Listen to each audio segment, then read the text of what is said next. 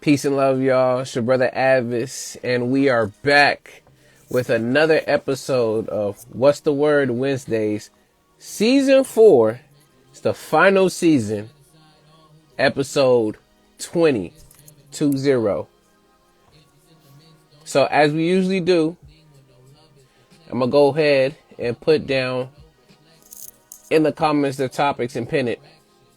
While at the same time, I would put up the show picture, but it's not showing up on Instagram.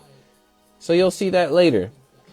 But as y'all are coming in, y'all let me know how y'all doing, how y'all feeling, and what's the word? Of course, because we are on our last episodes as we push through for this series finale and be done. And soon you'll see some other things coming and popping up pretty soon. Shouts out to the brother Clockwise. It's gonna be dope to see this stuff. But again, I appreciate y'all's support throughout all of the seasons. I appreciate the time, the effort, the wisdom, all the talks. Thank you for popping up and just sharing everything that you got there. So I'm grateful for y'all. All of those things. But peace and love. Let's keep it moving. What's going on, my brother? We got Renotes in the building. What's good, man? What's the word? Let me know. It's a revolutionary act to love yourself. So love yourself. All right. But again, or I should say, to be getting in for tonight, the episode, we are going to be getting into the topics of current events. So I'm going to be talking about the news for a bit. After we talk about the news, we're going to jump into talking about aging.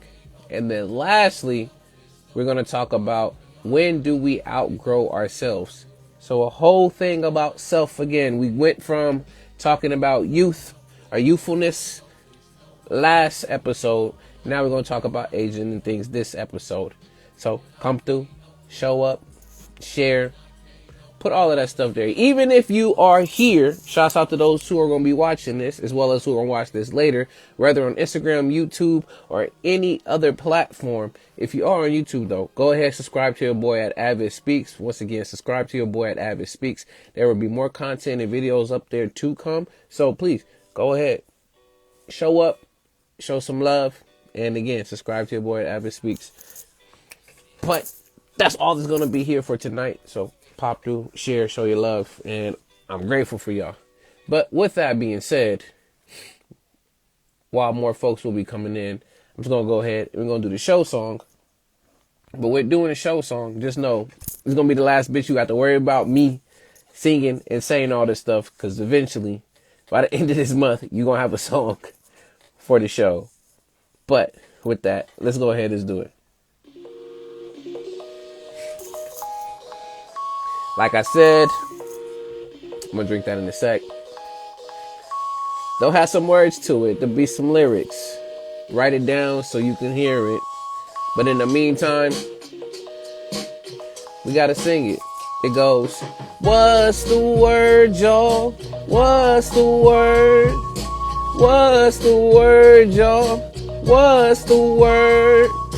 What's the word, y'all? What's the word? Tell them like, what's the word? What's the word? What you heard? We gotta know, yeah, what's the word?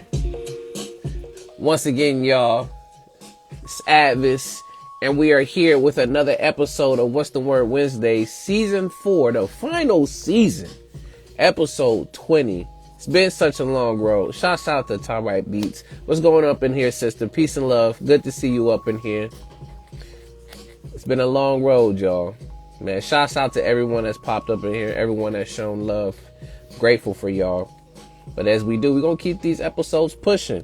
We got the last episode on the 27th of this month, December 27th. So tune in. It's going to be a dope one. I want everybody to pull up and pull through and say what's up, you know, and give their final thoughts. Or I should say not final thoughts, but I want them to give them their wrap-ups, their feels of literally this platform in itself of what's the word. I think it's important and to continue bringing that. But we still here. We got a couple more episodes before we do that. But as we doing that, let's go ahead again. And for tonight's episode, we're going to be getting into current events, which I'm going to do for about 15-20 minutes. So you'll see if you want to come through, you can pop out, come back in another 20 minutes. After that, we'll talk about aging. And then lastly, we'll talk about when do we outgrow ourselves? Conversations for the minds to spark, hopefully, the next generation to get what they need done. But with that being said, y'all, let's go ahead and let's get into these current events. And as I'm doing these current events, y'all feel free to let me know down in the comments again how y'all doing, how y'all feeling, what's the word, as well as if you have any good news you want to share, whether if it is news reports or just yourself. Please put it down in the comments. I love to see it. I love to hear it. So with that being said, let's get into these current events. So for the first one I got for y'all, I got a couple for tonight, but the first one I got for y'all comes from ABC News. And the headline reads, Senate Republicans reject Biden's call to urgently approve Ukraine aid. So for those folks that are still out of the loop, there still have the Russia and Ukraine war going on, and there's aid that is on hold to be sent, and it has been blocked by at least Republicans. And now let's see why. 3 paragraphs, then we move to the next article. With that being said, article reads, hours after President Joe Biden on Wednesday, today, called on Congress to urgently approve a stalled package of aid to Ukraine, Republicans blocked a key Senate procedural vote over demands for new restrictions to bolster U.S. border security.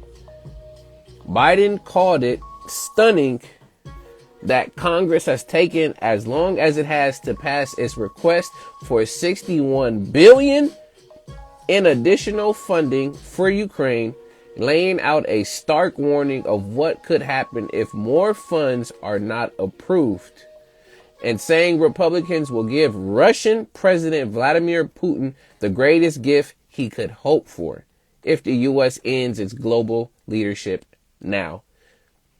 So I'm not going to say necessarily confused, but at the same time, this wording is very interesting to put it, you know?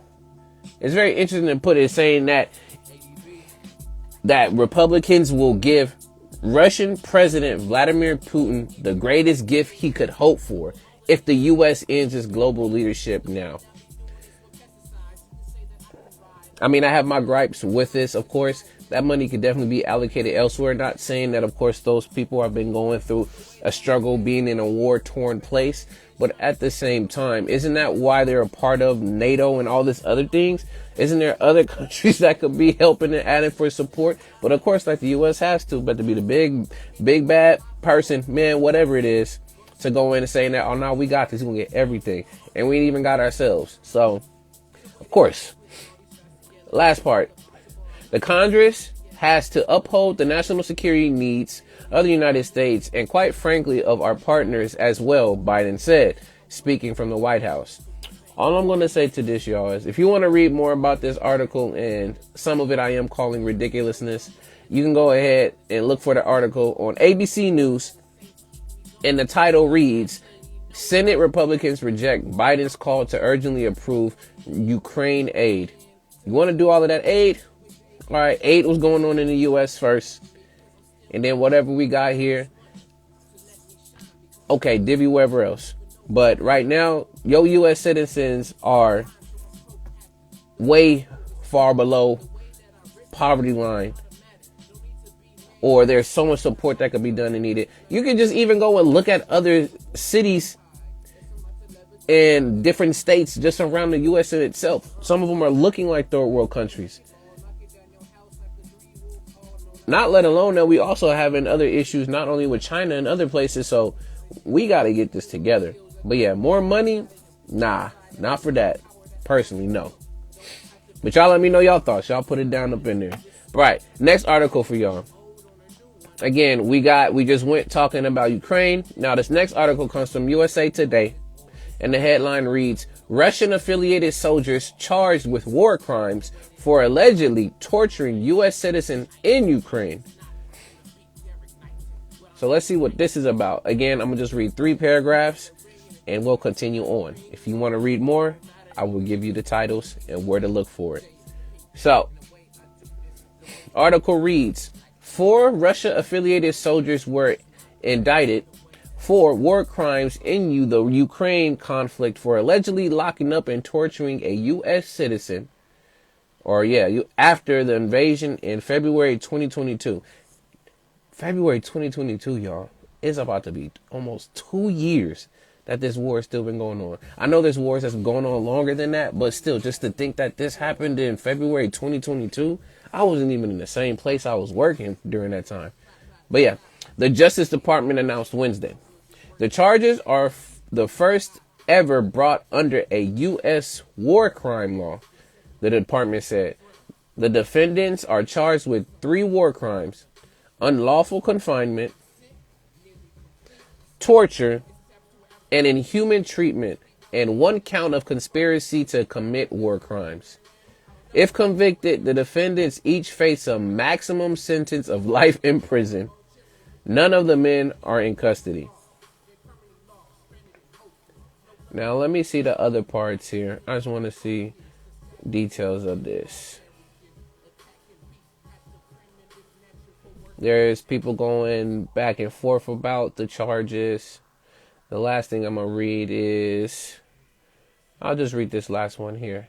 So it says, Sharon Soroknovic. I'm not going to even try the other name that goes with it. But peace and love, what's going on? I see you up in here, Lyrics. Peace and love, what's going on? Nightcrawler, much love. Hope y'all are good. What's the word? I'm not going to put all the names. It's terrible. Dmitry Butnik, and 2 men whose last names are unknown, and for me to be able to pronounce, Valir and Nazir, were each charged with interrogating, severely beating, and torturing the U.S. citizen. According to indictment, the men allegedly threatened to kill the victim and conducted a mock execution.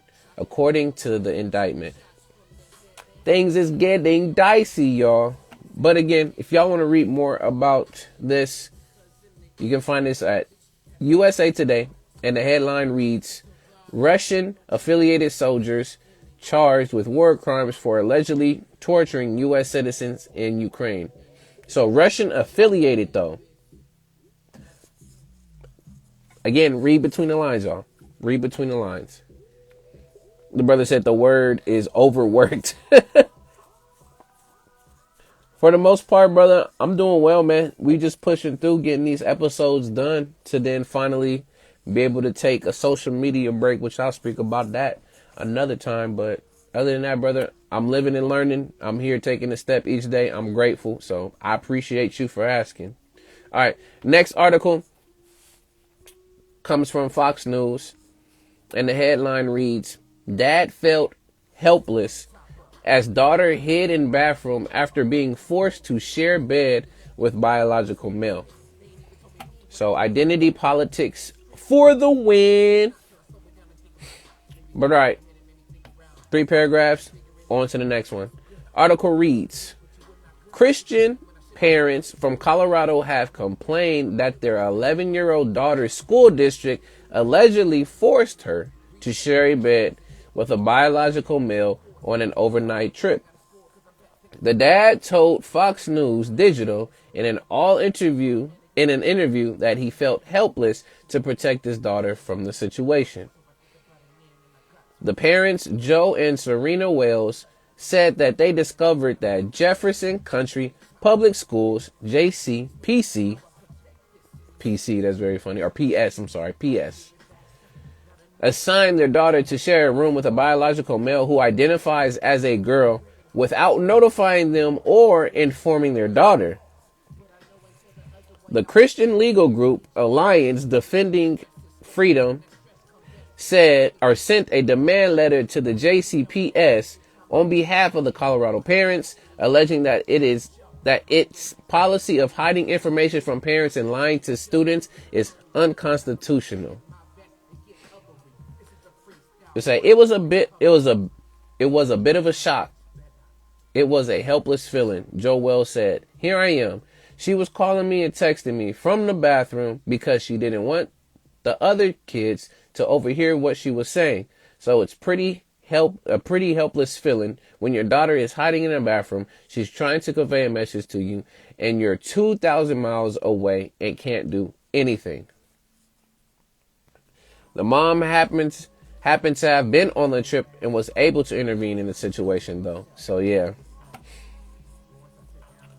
So again, a lot of identity politics and things going on. I mean, I understand a lot of this stuff, but at the same time, there has to be a boundary set somewhere somehow.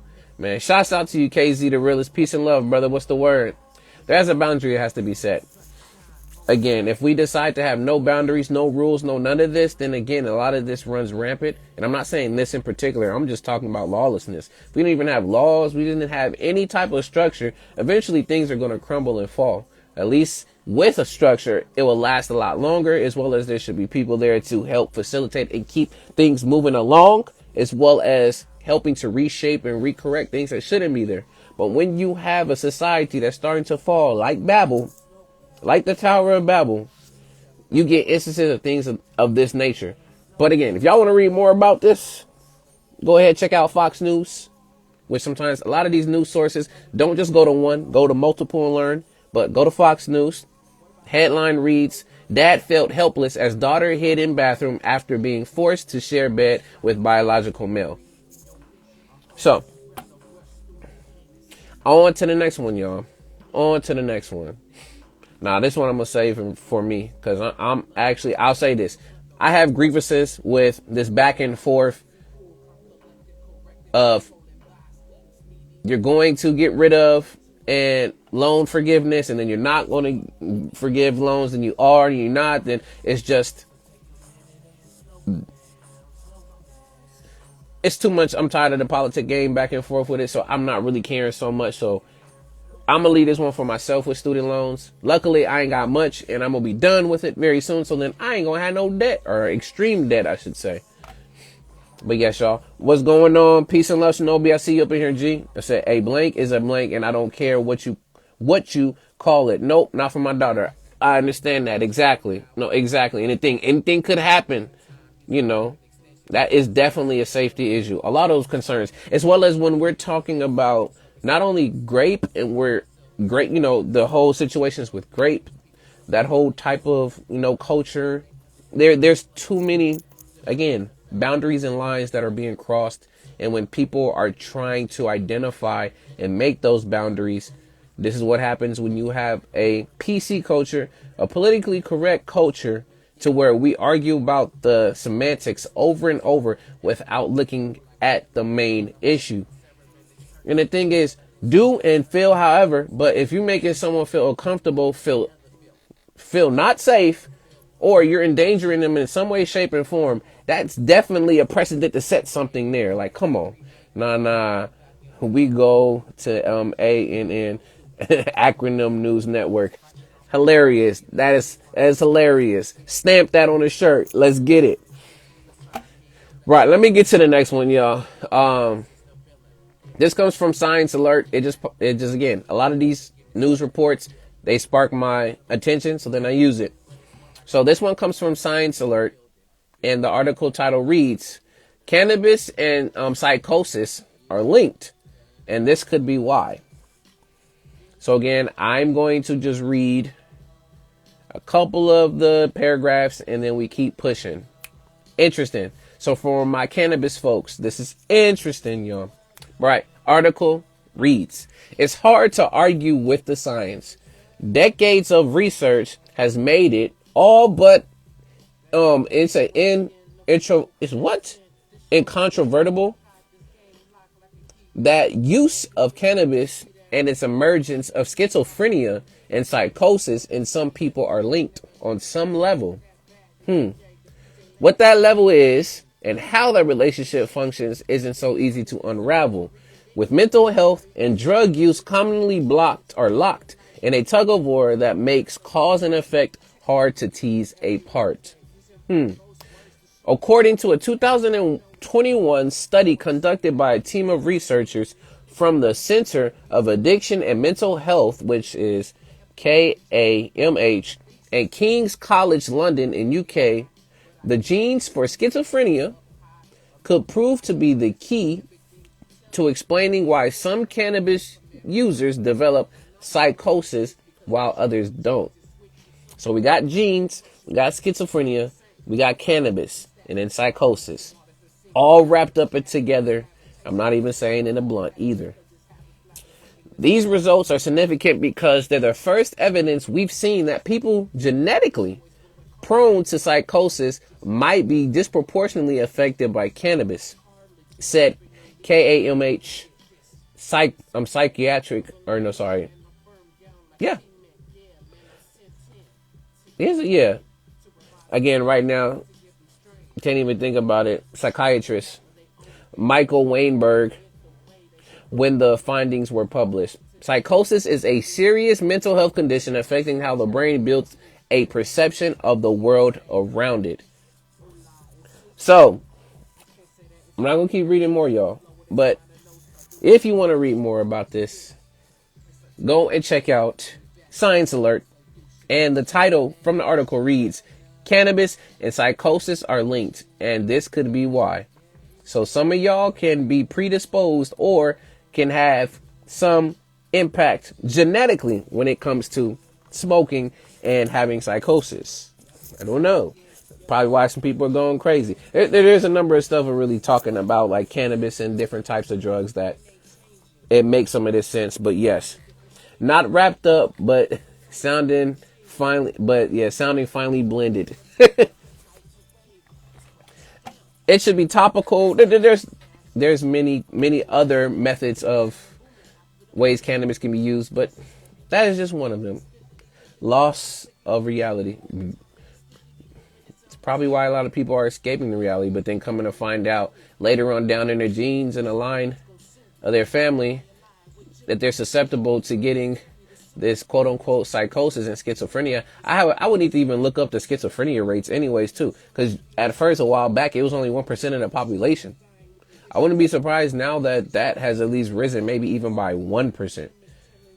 So that would be an interesting thing to check. Right. Next one I got for y'all. I'm only going to talk about it. It's only real quick, 3 paragraphs. I'm not going to read no more much of it, because we keep hearing so many things right now. Again, this is flu season. Please, y'all, take care of yourselves.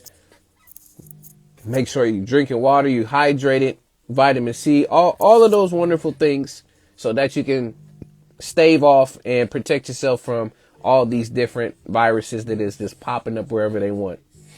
So the next one I got for y'all comes from Metro, and the title reads, Never Before Seen Virus That Causes Malaria-Like Illness Already Circulated. There's the same thing with another one I talked about last Wednesday, but it is not malaria, but it's something that was mimicking like swine flu, but it was H1, it was like H1N2 or something. I can't remember off the top of my head, but here's another one. So, article reads, a never before seen virus that causes malaria-like illness has been detected in Peru. The disease was first seen in a man in his 20s who went to the hospital after suffering from 2 days of fever, chills, headaches, and muscle pain, among other symptoms. Doctors were unable to identify what was causing the mysterious illness, but further laboratory investigation revealed a previously unknown pathogen. So again, more of that has happened. The virus is classified as it's a pleblovirus, a flemblvirus, which causes acute feverish illnesses, including malaria and Rift Valley fever. I've never even heard of Rift Valley fever. Rift Valley fever can be fatal if it develops into a hemorrhagic fever, causing bleeding from the mouth, ears, eyes, and internal organs. I'm good, y'all. I'm good. I'm gonna leave it there. But yeah, y'all, if you want to read more about it and know more about it, this article comes from Metro, and the headline reads, Never Before Seen Virus That Causes Malaria-Like Illness Already Circulating. It's out here, y'all. It's all out here. All right, the last ones I got for y'all, I'm just going to just read the headlines, and you can check these out. I'm not going to read too much more in the news, but if y'all have any news reports y'all want to share, please put them down in the comments. Throw them in there. But next one I have for y'all comes from Redders, and the headline reads, University of Pennsylvania donors, students call for president to resign after congressional hearing. So something happened with this, with the president of Pennsylvania. I'm not going to be surprised. Again, all of these decisions that's being made in these higher up places and people taking more money grabs. And I'm not assuming. I'm just saying this is just from experience. There's a such thing that happened with USC a while back, a whole scandal. And then LAUSD always has their issues going on. So I wouldn't be surprised, again, somebody at the top trying to keep all the money and things of that sort and then get caught and they need to go. Justice. But yeah, if you want to read about it, check out Redders. And the headline reads, University of Pennsylvania donors students call for president to resign after congressional hearing. Right. Other article titles that I got for y'all, and these are going to come from NPR.org. Again, www.npr.org. I'm not affiliated. I'm just letting you know there's many other places you can go and get your news, but this is one of the places I also use for news sources. So another headline on here says, and this is in politics, a smaller stage and higher stakes for the fourth Republican debate. The debates are on right now, y'all. Next one. I already did the one with Biden failing to get the aid. Texas woman asks courts for abortion because of pregnancy complications. Next one. Psychologists say that they can't meet the growing demand for mental health care. I can see that for sure. Another one. Former Speaker Kevin McCarthy will retire at the end of this month. Next one. Gazan journalist says over 20 members of his family were killed in an airstrike. My condolences. And then the last one. Police say 3 dead as well as shooter in the University of Nevada, Las Vegas attack, which I did hear about that. There was a shooting at UNLV. I don't know too many more details. I'm probably going to read this later for myself. But my goodness, again, in these days and times when mental health again, I love that at least is being talked about. And it is a huge, it has a lot of worldwide, at least recognition. But it's to a point where we need to watch out for the folks that's using it as a crutch and an excuse. It's like I did that because of my mental health. More so of mental health is supposed to be, okay, you need to go and get yourself some help and not to use it as that crutch and understand why either you're in that mental state, you're feeling that particular way and get the well-needed resources before that happens. But my condolences to any folks and families, again, in the UNLV as well as the whole campus. Anytime when school shootings and things like that comes up, it's, again, a very tragic as well as a terrible situation. And it's a very horrific situation for the students and people to come back to the campus. I'll even say this. It became more apparent to me, again, when it hits close to home for a lot of people, that's when people really start, again, taking more looks into it. Because if it's not close to your home, people say good riddance. One of the schools that I work for, the high school, was actually had to close down for a day because online there was a threat to the school of a post on social media. And a student or somebody was holding the gun and it ended up tagging the school itself. So, man, these kids, it's hard. You can't even get your education without all other outside stuff happening. But again, please take awareness of what's happening around y'all, please, with the news, and make sure that we're good. All right. With that being said, y'all, if y'all have any more news, please put it down in the comments. I have no more news for y'all. We're going to move on to the next topic. But before we do that, I'm going to give y'all a second, read the comments, and then I'm going to do my disclaimer, and then we get to this next topic. But make sure to hydrate. Please hydrate. So, yeah, it says, He said, yeah, mental health issue is extremely important. Oh, wow, said heavy in these 2 holidays. That too. I didn't even think about it. I mean, I don't necessarily celebrate. And what's going on, KMA? Award-winning author KMA. What's going on, Kim? Good to see you. Peace and love. What's the word? I don't even think about it in this way because I barely celebrate holidays myself, but that's very true. Especially during this time, it's supposed to be the happiest time of the year, which can actually be the opposite for when people are seeing folks being happy, then that might end up triggering in them for these things to happen. But then a lot of families actually lose their loved ones, and it's a difficult time around this year. So it's such a mixed bag. They said Vegas is like a second home. I lived there for 10 years. My goodness. Shouts out to you. I almost gonna say the same thing, but I didn't live there for 10 years. Our family has real estate out there too, so we go and visit once in a while. We used to almost 2 to 3 times a year. So Vegas feel like another home for myself, but yes. They said, yeah, lost a basic training friend. He just stopped reaching out. Kim in North Korea asking for more babies. Again, I would say sending condolences also to you, my G, as well as the family. And then to the Kim, that's honestly, it's happening globally. That's also affecting us too in the U.S. Our birth rate in other places, it's getting extremely low to the point where the population is not on pace with the number of people passing away. So that's just about almost everywhere else. But thank you for sharing that. I do appreciate it. All right. With that said, y'all, let's do this disclaimer. And then let's get to this topic. So disclaimer. Appreciate y'all always coming in, showing love, putting down in the comments and sharing your thoughts. As much as I love to just talk to the screen, see myself and look at y'all's comments, I would love for people to come on and, of course, share your perspective and actually be on screen with me so we can actually build in person, especially with these last episodes coming to an end.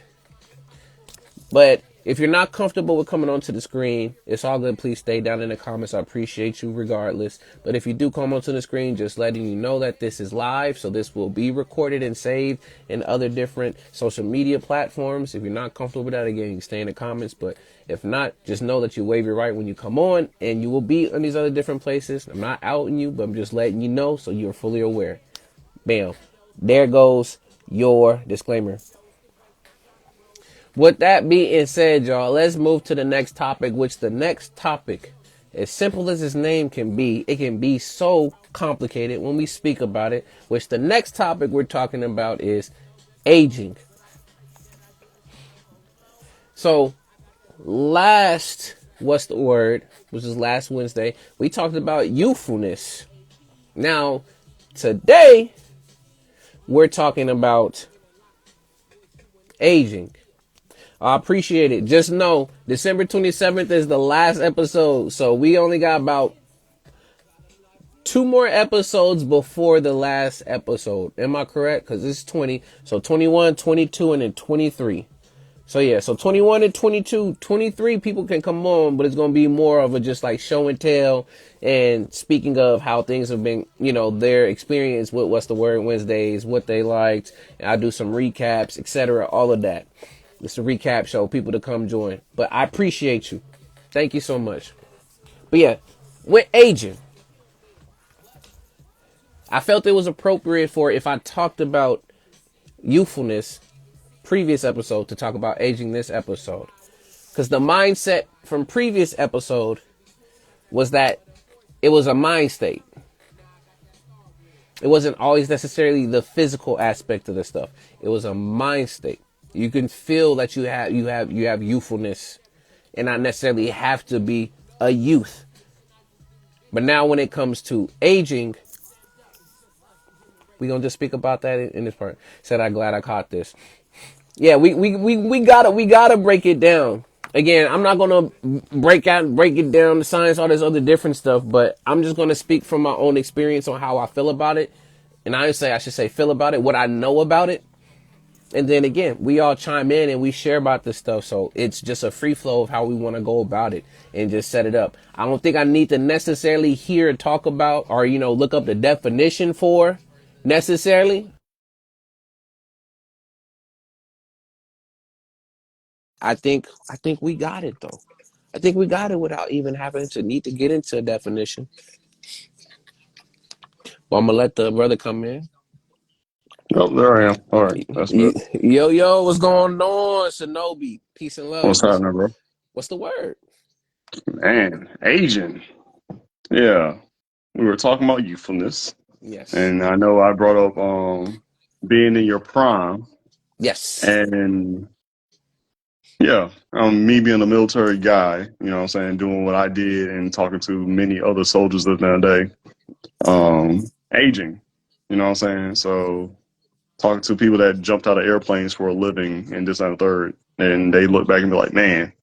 If I would have did things different, if I did this and the third different, things would be different. You know, like would I still have the Mm, youthfulness? Would I still have the Meg the Stallion knees and this and the third? You know what I'm saying? But yeah, so aging, like what did you do in your past life to yeah. where now you're feeling how you feel now?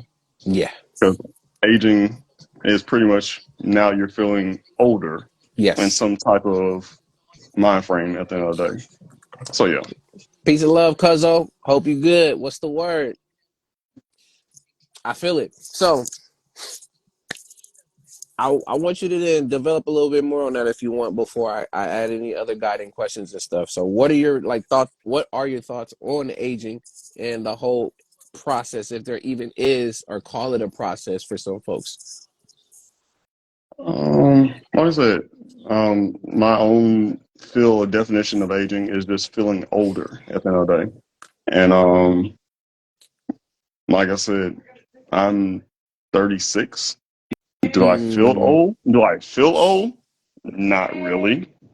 Do my wife feel old sometimes? Yeah. And I'm like, you're young as fuck. I'm like, shut the fuck up, you know? Like, but yeah. What up? Can you just bring me like one diaper? So Shouts out to Smiley. Peace and love. yeah, Smiley, the anime queen of my household. Um, but yeah, it's a feeling. I mean, yeah, like you told the story of you racing the kids. Yes. Maybe you had a little bit of feels of the aging. You know what I'm saying? You know, maybe sometimes when you watch a particular show or cartoon, and be like, man, I remember that from back when. You know what I'm saying? Or you listen to a song and be like, man, this was sampled off of this. You're like, Yes. nah, this is new. You know what I'm saying? So that's what I'm looking at when the aging. You know what I'm saying? I'm like, man, this is new Shouts to you? out. No, I heard this before somewhere, but yeah. So Shinobi, shouts out to the comments. My cousin over here said, brother looking 21, talking about he 36. I am 36 though, and thank you. It does make me feel pretty damn good, but yeah. I'm with that, man. And look, all right, let's see. Kim said, honestly, I'm loving this aging and a maturing journey. I got so excited and finding out I got my first gray hair. But I realized that age doesn't mean, or doesn't really mean, maturity and wisdom. Yes. And That's fair. that difference, and I agree with you on that, the difference that I've been learning, and I know this is from other folks, I can't take credit for this, but there's a such thing as a elder and a older. An elder is a person again that has used that experience to gain that maturity and wisdom, while an older is just somebody that is just older. So some of them might still have those same tendencies from when they were younger, in a sense of, again, the maturity is still not there. Basically saying that there's a little kid in a very old person's body when it comes to the mentality. Mm. I can do that. I have somebody in my office right now. The dude was like, "Oh, I want to be promoted. I want to be promoted." I'm already out the door, you know what I'm saying? So I was like, "Yo, if you want to be promoted, I'll show you the way. I'll show you how to get to the next level." Yeah. And once we got there, now it was more like, "Oh my God, I can't believe this is happening." But I still feel like I'm a private. I feel like I'm still a specialist. I was like, "Then you're not ready to go to the next level." You know what I'm Yeah. saying? I'm now feeling like I'm not helping you the way that it needs to be done. And yeah, because I've been in for like 15 years. And I'm like, yeah, let me give people those experiences. Let me help shape the military the way I feel it needs to be shaped in my Yes. own light at the end of the day. So yeah, I guess in that sense, yes, I do feel like I'm aging in that sense. Yes. If any of the soldiers want to go out for a race or do some push-ups or anything like that, then yes, let's go get it. You know what I'm saying? But yeah, Yes. The many signs for me when it comes to aging, not only just physically, mm, but the many signs, especially when working with youth and younger folks, and even saying younger folks can make you sound old. Any type of phrasing sometimes that you can use after a while, be like, hey, why you saying like that? Like when we used to, when hear your parents and people before using words like hip and all this other stuff, it's just like the lingo. That's one yeah, thing for me, or even just again the vernacular what's being used today is so different. I catch on mm, to it quick so then I can stay within the know. But even you trying to learn it and failing at it while at the same time also using examples yeah, using examples that does not apply for students now and it ends up making them more confused than before. So when you be like, yeah, have you ever seen it, you be like, yeah, I remember I used to have those on VHS. They're like, what's a VHS? Or like have, who's this have I, actor?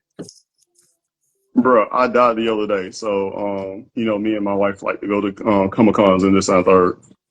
Tell me Mm. why this little boy came out. Tell me why this little boy came out of nowhere, and it's like, yo, your wife got that gat. Yep. But check it. I was like, yeah. I mean, and she was dressed up as Samus from Yeah. Superman toy. So I was like, yeah, she got a gat. Of course, I'm thinking gun, Yeah. but she's like, nah, for yams, my boy. Like, I'm about to snatch your wife. I was like, bruh, what? I was like, little boy, I was like, I'll yoke your ass up right here in the fucking con. Like, nah, don't do that. But it was hilarious. The little dude was like, yo, I think I can get her. I was like, you think you can get her? He's like, yeah, I think I can get her. And then his homeboy was like, hey, man, he got a ring on. And she got a ring on. Yeah? I think she's married to him. I was like, oh. He's like, man, you real lucky. Yeah, he's like, you real lucky. She got that gat. I was like, man, get the fuck out of my face. Oh my goodness. They were funny because I don't got nothing, so I don't know what they were talking about. What's up, Smiley? Smelly, Be careful, baby. You okay? smelly everybody. Oh, we like hi. What's going on? That is I'm on. hilarious. Hi. Hey, Welcome to What's the Word? yes, these are the final episodes, so you are being immortalized in the final episodes. Yay! Us. We're talking about aging, and you definitely do. Aging? And you be talking about aging. I'm 33 with a body of 63. I'm old as fuck. Okay? I swear my left knee goes out every day. I don't know what it is. Every day I have some. I didn't even tell you. Today on my left leg, I have a knot on my leg. Don't know where it came from. Don't understand it. I nicknamed her Snap, Crackle, and Pop. You know what Oh I'm saying? my goodness. He always tells me I gotta get some WD-40 for you or something. I sir, you might have to because my body is just I don't know what it is. Like it's just dead. My body's old as hell. And I'm only 33. Right, My Mama? goodness. Say right. Yeah, exactly. Right. Exactly. Shouts out, Exactly. shouts out to Kim who says, yeah, the body is changing, but the mind and thought processes are like stuck on repeat. This new Thank you. generation is just reinventing old words that we don't even know and don't even know what's going on. We lost in the conversation. Yes. No, this is and look, this is where I would say I'm not talking about hooked on phonics, but this is where I would say at least having a grip on the English language and learning context clues will help you be able to stay up on the up and up with how again, how the kids are using words now. Because my It content did. includes I figure it out, Hold and I'm on. like, really? Before you can say anything, the way we are now, let me tell you how old we are. The fact that A.D.V.I.S. says the kids, like we've Yep. hit that age that we Yes. now just call the Yes. kids. We've hit that age that we are now like we're the older people now that are saying, yo, these kids out here, like, yo, when did we get here? And that's my whole thing at the end of the day. Like So what? that's my whole thing at the end of the day. Because even when it's like simple words like cap, I was like, Yeah. how's cap relating to the word lie? And like I said, make it make sense for me at the end of the day. But Exactly. yeah, so okay, It's that's what it is for Steph, me. y'all. Said Shouts the out to Steph. kids. I see you in the building, as well as It's Santi. What's going on? What's the word? she's not here, but Right. she's here. It's that y'all. Oh shit. Okay, there we go. Ah, no, but look, in all seriousness, I just think about it myself. Look, I'll even say this. Usually, when I'm done and I get off of work, if I got the time, I go get me food. I did the same thing today. It got to a point like even me getting in line and just having conversations with random people, and it's been a lot more of like older folks. It's been very telling of like where I'm at least No. on the scale, and then just the conversations that's being held and had. Like I was talking with an older lady that was in the line, and we was just talking about patience because we was wondering why these people in front of the line just could not get their order together. And I was just like, yeah, like I'm not worried. Like if you want to come in front of me, like I'm practicing my patience. He's like, yeah, I'm practicing it too. It's just ridiculous how to, and it's like it's funny to just like think about like back way when I was over here worrying about getting the next gaming system for Christmas and everything else. Now I'm in the line having a conversation about having a need to have patience because people can't make up their minds. And it's like hilarious, like the changing of not only of the times, but once you start seeing after a while, like the conversations that are had as you start to get older is just more about not even saying that it's not value when you're a kid, but now it's more so talking about certain values and things of that sort Don't versus go don't for even it. get me started about don't even get me started about video games. That's all. You know what that's called? What? Adulthood. Yes. It's Yes. called adulthood. We are adulting. That's Yes. what that's called. I hate it very fucking much. Don't even get me started about gaming systems because I hate adulthood. even with the new gaming systems, they are still bringing back old games that we used to like to play at the end of the day. But now that the new kids are playing it, you know what I'm saying? Remastered and shit. Remastered shit and be like, oh man, you need to try this out. And if I destroy the fucking game, like who the fuck are you? Like how are you Yep. doing this? You know? So yeah. Yeah. Like, motherfucker, I played this shit 15 years ago. What you mean? Yeah. Yeah, Ty, you Like, right. You right. Older, convos with older folks are a vibe. It is. And look, I be throwing out my sayings now, and it gets to a point where people have been responding. Some people don't, but I've noticed it's a lot of other, again, older folks that will respond. Sometimes they'll just be like telling me how I'm doing. You get the head nod or something there, and I'll just pop out and I'll just be like, oh yeah, I'm living and learning. They'll stop and think and be like, you know what? Yeah, I am too. Shoot, because if you don't do, then it starts up a conversation and like I'm walking to my car, the other person's going in to go get something, and it's like that one little then conversation of just saying like how you doing ended up sparking into a whole conversation about just life, which is again hilarious. But yeah, Uh, Shanti, father time. I'm terrible at work. Like I have soldiers looking for accounts and fix my computer and this and third, and now I'm at the point where I just be like, I'm ready to snap on the young soldier, but I don't. I'm Yeah. just like, hey, I'll be like this, hey soldier, it ain't your fault. It's who trained you. And then the boss look at me like, you son of a, you son of a, it ain't your fault, soldier. It's who trained you. Man, and then shouts out to Kim too. Big people problems. Yes. Because Mm. now, since we talking about conversations too, I know I keep doing the comparisons, but it's just hilarious to see. And again, it is being the adulthood. All the things that when I work as a counselor at the school, that students are having their issues and gripes with, it just makes me think about like, yeah, you over here worrying about because somebody looked at you a certain way and you mad, and I'm over here worrying about literally I got bills. You got different notes to be paying. You gotta figure out how this gas situation is working out. You gotta figure out even if you're gonna be able to still keep your employment and jobs and making sure and you over here, you mad because somebody looked at you a certain way. Mm-hmm. And it's again not equating. It's just looking at it in retrospective, like, yo, this is hilarious to see that you worrying about this, and it's like, man, there's so much more after you get outside of this that you're gonna be worrying about. You're gonna look back at that and be like, wow, I was worried about somebody looking at me. I'm gonna be going out to places in the world. There's gonna be a number of people looking at me. He True. said I'm sitting here looking at the renovation shows. Why is our world filled with so much of rage? I think, Ty, because you was here for the articles and stuff, the emergence, again, it's a good thing, but at the same time, I see it as a crutch because people will use it as an excuse. But the emergence of mental health, as well as the breaking down of the culture in society, has made it harder for folks to have. And in the schools, I have to teach what we call SEL skills, which is social emotional learning skills. And these were some of the stuff that as kids, I didn't necessarily have to, these skills kind of just naturally came out. I found out ways to deal with bullying myself without even having a teacher to talk about, oh yeah, so these are the ways that, people can be bullies. We never had any lessons and stuff like that. It's just that we went through life and we figured it out on our own.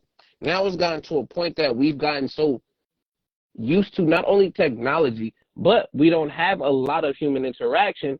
And then you have folks not knowing how to deal with a lot of the, again, raising of costs, housing, living, a lot of situations that are being blown even to bigger proportions.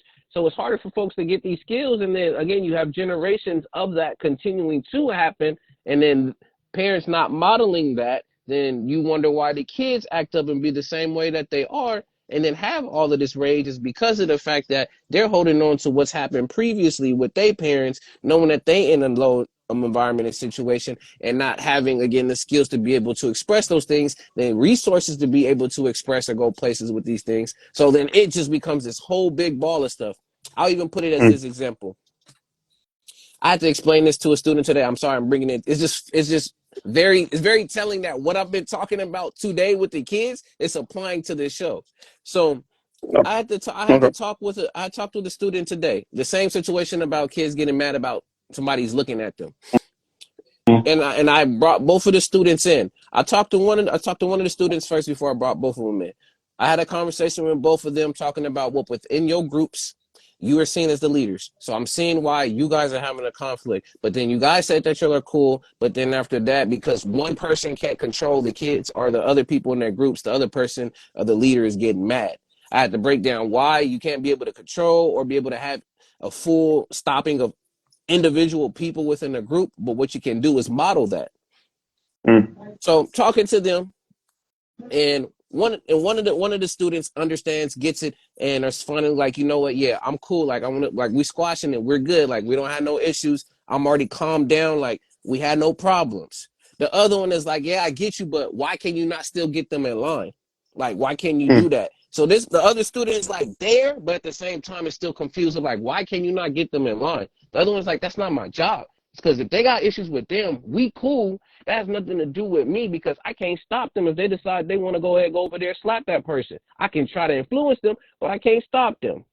So I think I went through that. I think I went through that when I was in middle school, because back then in middle school we did have a peer mediator program, yeah, and yeah, we had to watch the old school Degrassi shit. You know what I'm saying? But anytime a dispute happened, I get pulled out of class. You know what I'm saying? And I had to mediate two yeah, students to find a solution of whatever the heck they're going through. yeah, And I mean, even myself, being a military child, I'm just like, all right, what happened? Oh, um, he was talking to my dude, and I didn't want to talk to my dude during PT, and this and that. I was like, okay, um, like yeah, it was like ridiculous. I'm just like, okay, can we fix this here? I was like, because I'm not going back to class, and y'all not going back to class until this is fixed. And if it's not fixed, then y'all both about to have detention, and like, come on, like.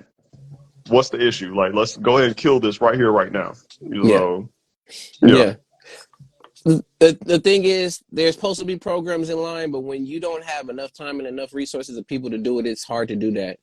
And I want Yeah. to be able to help with the kids doing that. So for right now, me and a few other folks are facilitating this and trying to get it to go.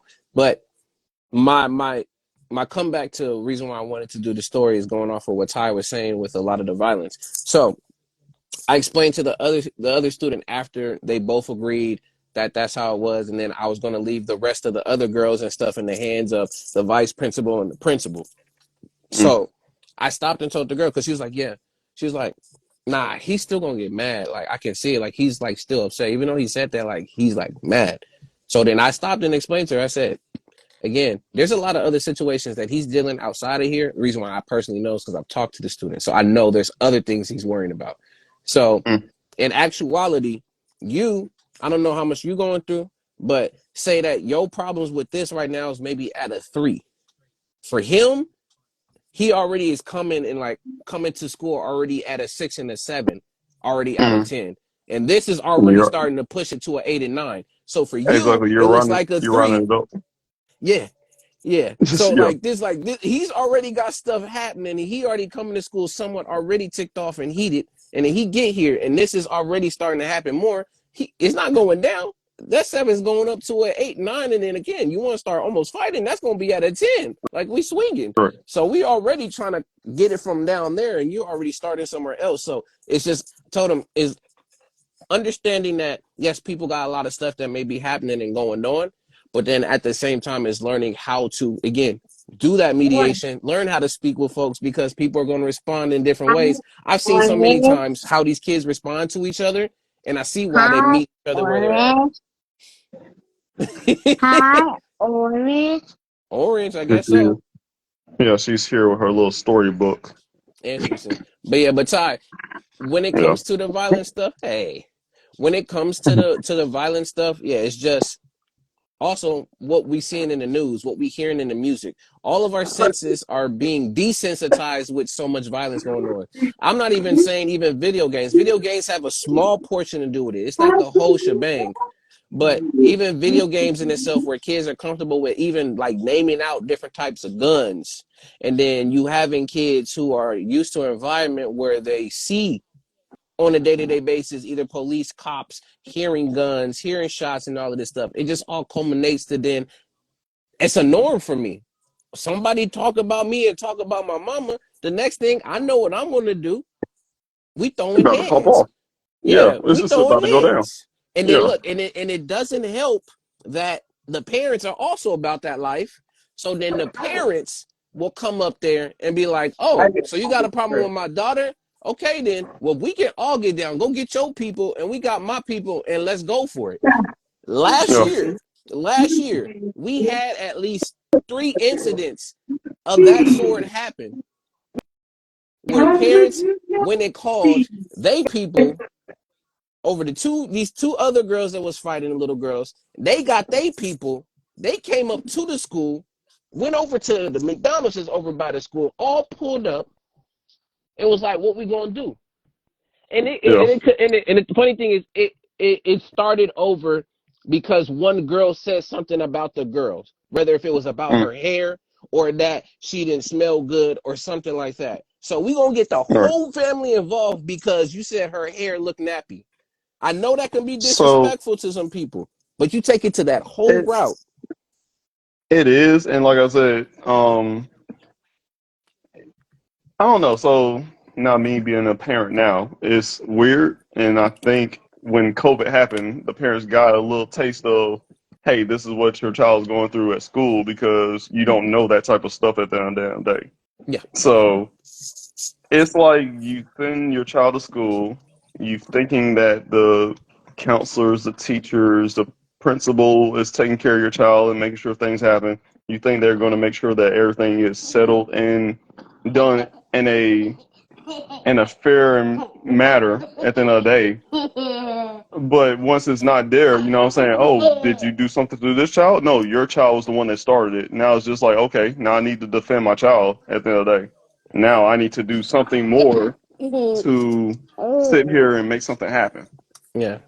And So, my whole thing is I'm not fully upset at the parents, as well as I understand how stuff like that can get there, but the mm, modeling is where we're falling apart with that stuff.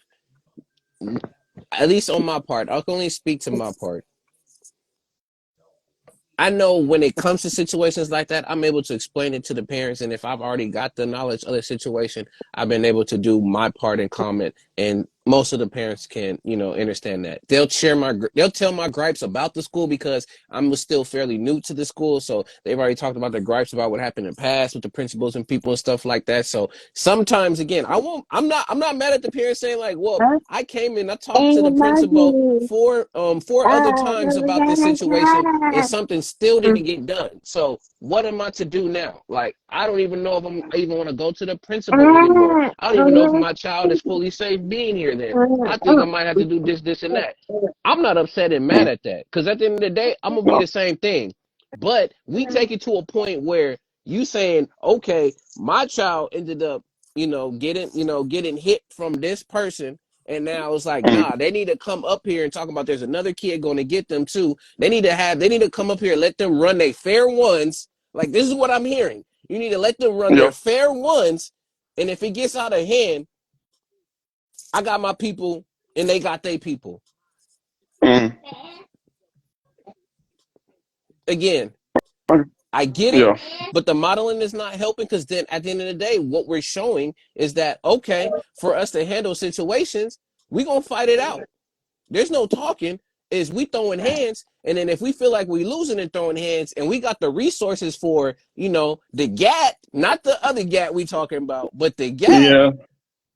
I mean, it's the old phrase, you know what I'm saying? Actions speak louder than words. And yes, I'd rather it be fist to fist if we cannot talk it out and gain that respect and or, make our differences known. But yeah, it's not like that. It definitely isn't. And of course, even now to this day, if a fight does happen now, it's just like, oh, this child got hurt so much more, and this parent, whoever that parent may be, Yeah. may have a statue or some sort of thing with the Yes, school, and Steph. now it's just like I'm going to sit here and try to defend that person more than the other at the end of the day. Yeah. So yeah, it gets crazy. Yeah. Second childhood. Nah, it's coining that term. I hear you, Steph. I hear you. But I mean, in line with that, I mean, going down to aging, I mean, even talking about this and talking about violence, even over time, if you're going down that route of becoming either wiser or just an older or elder or older, a lot of these type of situations too, at the end of the day or on your way there, can be addressed in a different way because we start to have a different outlook and perspective on it versus just letting these things, continue to just repeat the same cycle and over. For me, when Mm, I think of aging too, I think of, yes, learning how to break those old habits and cycles and learn what truly not only is that helps you to continuing to get better, but eventually, what are you going to be passing on to help previous generations to continue to also be better and learn? So for me, the aging process, of course, not only is a beautiful thing, but at the same time, it's basically an accumulation of all the knowledge that you've gained, and now being able to go back and share in any way, shape, or form, so that can at least stop or even prevent somebody going through or someone that's younger going through a situation and already giving them parts of the keys. Like, he can still give them that opportunity to still learn so they can get that growth, but like mm, not leave them fully out in the dark to the point where it's like, I thought you said that you had me. I thought you said you had some point, but you didn't show me anything. It's like, well, you just have to learn it the hard way. I'm sorry. And it's like, yeah. no, you can be like, I'll give you pieces and crunches here, but then take that with what you will and use what you have already. Peace Yeah. and love, Chris. What's going on? What's the word? It looks like the word is aging tonight. Wow. Indeed. All Yes. right. Wow. Just going right in there, right? Well, if you missed youthfulness last Wednesday, so now that's why we're talking about aging this Age. Wednesday. Dang. You know what? I probably would have been more helpful on youthfulness because I feel like I mean, we can have a I quick recap on that real quick. I'm feeling like I'm aging backwards. Has anybody brought that concept up yet? Because Besides Benjamin Button, but okay.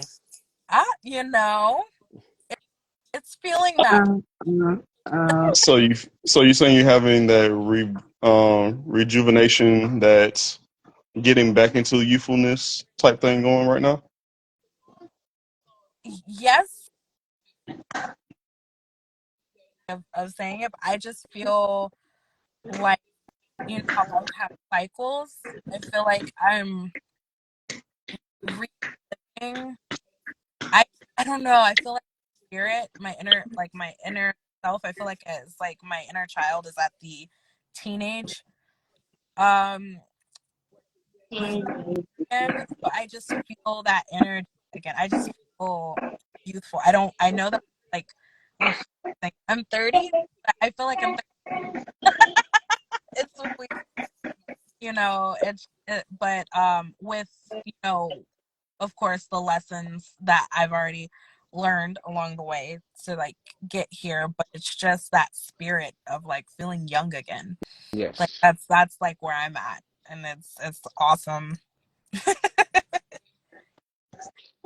And that's all fine and well. We again, yeah, again, the youthfulness topic would have been something for you to dive in to then eat Right, all of that up. Because yeah, right. And because it's go she for it. definitely did hit it on the head. She brought up inner child, and that was a part of that conversation as It well. was. It So was. It was yeah, about why do we ignore the inner child? Yeah. So like Oh you wow. missed. Yeah, yeah. you missed the whole thing. You just go back and watch it, and then you be like, oh, but y'all missed this and y'all missed that. But no, the thing is too that I want while we're speaking about aging and Hmm. then just all the even when we did with youthfulness is that again we always talk about the pros and cons. Aging is not necessarily again the negative aspect of that. We don't have to look Correct. at it as like the aging of like we getting wrinkles and we starting to see that the body's not functioning as well as it is.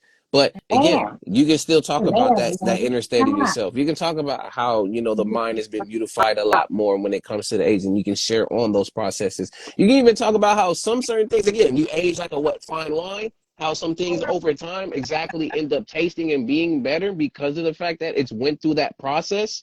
Yo, like I'm in a weird obsession phase of chocolate covered pretzels. Like I eat them. You like that sweet and savory type thing. That's cool. I've never liked chocolate covered pretzels, but now all of a sudden I can't get enough of them. Yo, I what's can't. going on, What's Kim? happening? Y'all gotta address award-winning author, okay? Kim, award-winning No, author. first of all, yeah. Put all the accolades out there. Let it be known right here, right now. Award-winning author, Yes. immaculate poet, Okay. dedicated and educator, Say it. and then a marvelous mom and parent. There it is. All the flowers right Love it. there. Love it. Bouquet. Yes. And now, I'm also carrying my last child, so I'm also very pregnant. And I'm laughing because this topic right here. I mean, Yes. because I had both my kids in my early 20s. Now I'm knocking on 31 in the next few weeks, but this pregnancy is a lot. I don't know how people have babies over the age of 30, because it is exhausting. The body goes through changes and things like certain things that I've been going through, even emotionally. I was like, I never went through this with a one and two. So what is going on here? Yeah. Even I'm like, no, I never had swollen feet, swollen hands. Like I was good to go. I was chilled. And I'm like, I don't know why my body's doing this. So then for me, I was like, what's going on? I don't get it. Even though they say life starts at 30, and Yes. I was feeling good in the beginning of the year. I was like, oh yeah, we're working out, we're going to the gym. And then baby number 3 comes and be like, Kim, come back. Just come back. Let me humble you. Shinobi, she doing all that laughing. She's over here trying to make me face palm her, and I'm just like, no. Like I'm just jabbing her in the neck. But yeah. Go ahead, Kim. I'm sorry. No, but you know what? I love that because even with like hearing your baby in the background, and even with the topic of what you guys was mentioning with the youth, because also within the art space here, we work with some of the youth, we work with some of the young upcoming poets, amazing writers.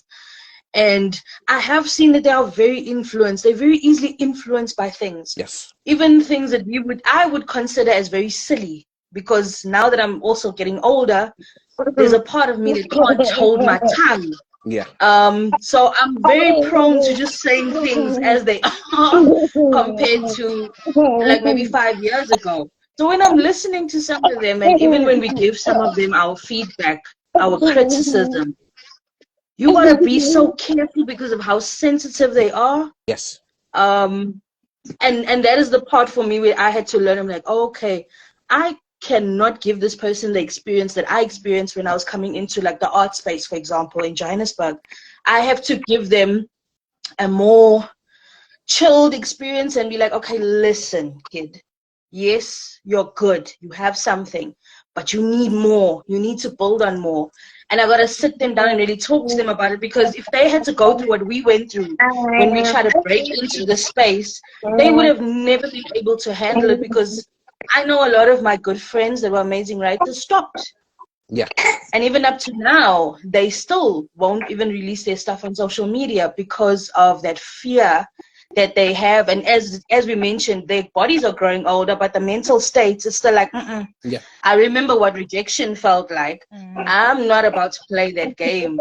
So when the newer generation is coming in, it's like, okay, how do we not break their spirits, but also teach them something? And that for us, I've found out, is a very touchy topic, because giving somebody criticism, and that's how it is, the realness. Even my girls battle with that every day, because one of my daughters, the older one, teases the smaller one, and she lost a tooth, and she's like, you got no tooth, you're missing a front tooth.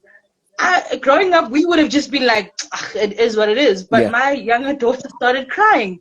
And I was like, no, you crying? I'm sorry. Now I'm like, I didn't even know what to do. I wasn't ready.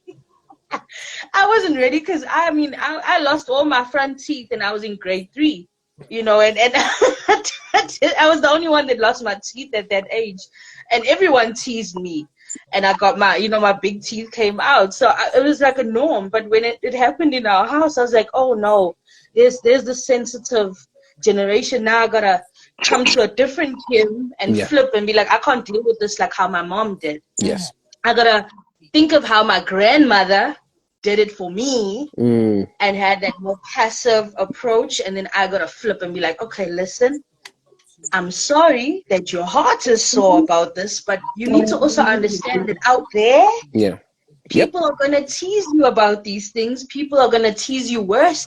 So you got to learn how to deal with it in the house in order for you to deal with it outside. But I'll also deal with your sister, because I also have to deal with her behavior too. So it's crazy. Adulting and aging and big people problems, it doesn't get easier as we get older. No. It doesn't, because we got to think for a whole another generation. We got to think of our approach when it comes to also dealing with another generation. As you were mentioning, like somebody they looked at me funny. We would just be like, oh, so what? Yeah. My hair didn't fall out. It is. But they are very sensitive to that. And the saddest part is there's a lot of parents that are also fueling that behavior instead of making them or diverting them from that. I mean, like, okay, yes, I understand you're offended, but You know, that butt needs to come in to try and get them to redirect that behavior. This is why, Ed, I can't be working with kids that the ages that you guys work with. I can. God She bless you. she she Look, literally grabbed my hand to play Ring Around the Rosie. I was there it like, no, is. Daddy's sitting down right now. Kim, I hear you. I have a lot more experience even with the smaller ones. I'm more of a kindergarten through fifth grade. So I've done elementary majority of my school career so far. So middle school is my first trekkings into it. And you see you see the levels, because this is the interesting thing for me. At the school that I'm at, middle school for them is actually fifth grade through eighth grade. So they go into middle school for fifth grade. The fifth graders still got that elementary feel to them though. So some of them, when working with them, I'm getting and understanding.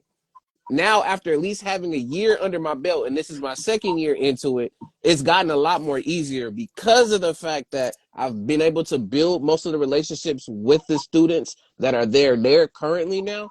So it's a lot easier for me not only to inject how I work with the students, but at the same time learn what approaches work for each, and then just be upfront and real with a lot of the kids. And what I mean by real, be authentic about, like, I'm really here to help you, and I'm not gonna be able to understand unless you tell me. And then some will take a while to then be like, well, yeah, when I get upset, I just like to be left alone. I don't want nobody talking to me, none of this. I'm like, well, I appreciate it. Thank you. Now I know. When I see you mad or I see that your fist is balled up, I'm like, all right, go take a seat over there. And then when you're ready, come right to me, and then let's get to it. Let's get to figure out what's going on. And I've Yeah. had students come back now, and there's a number of times that stuff like that has happened. In any situation that goes on, they'll just know straight to know, like, I see them, I already see the signs. I'm like, come here. All right, sit in my office.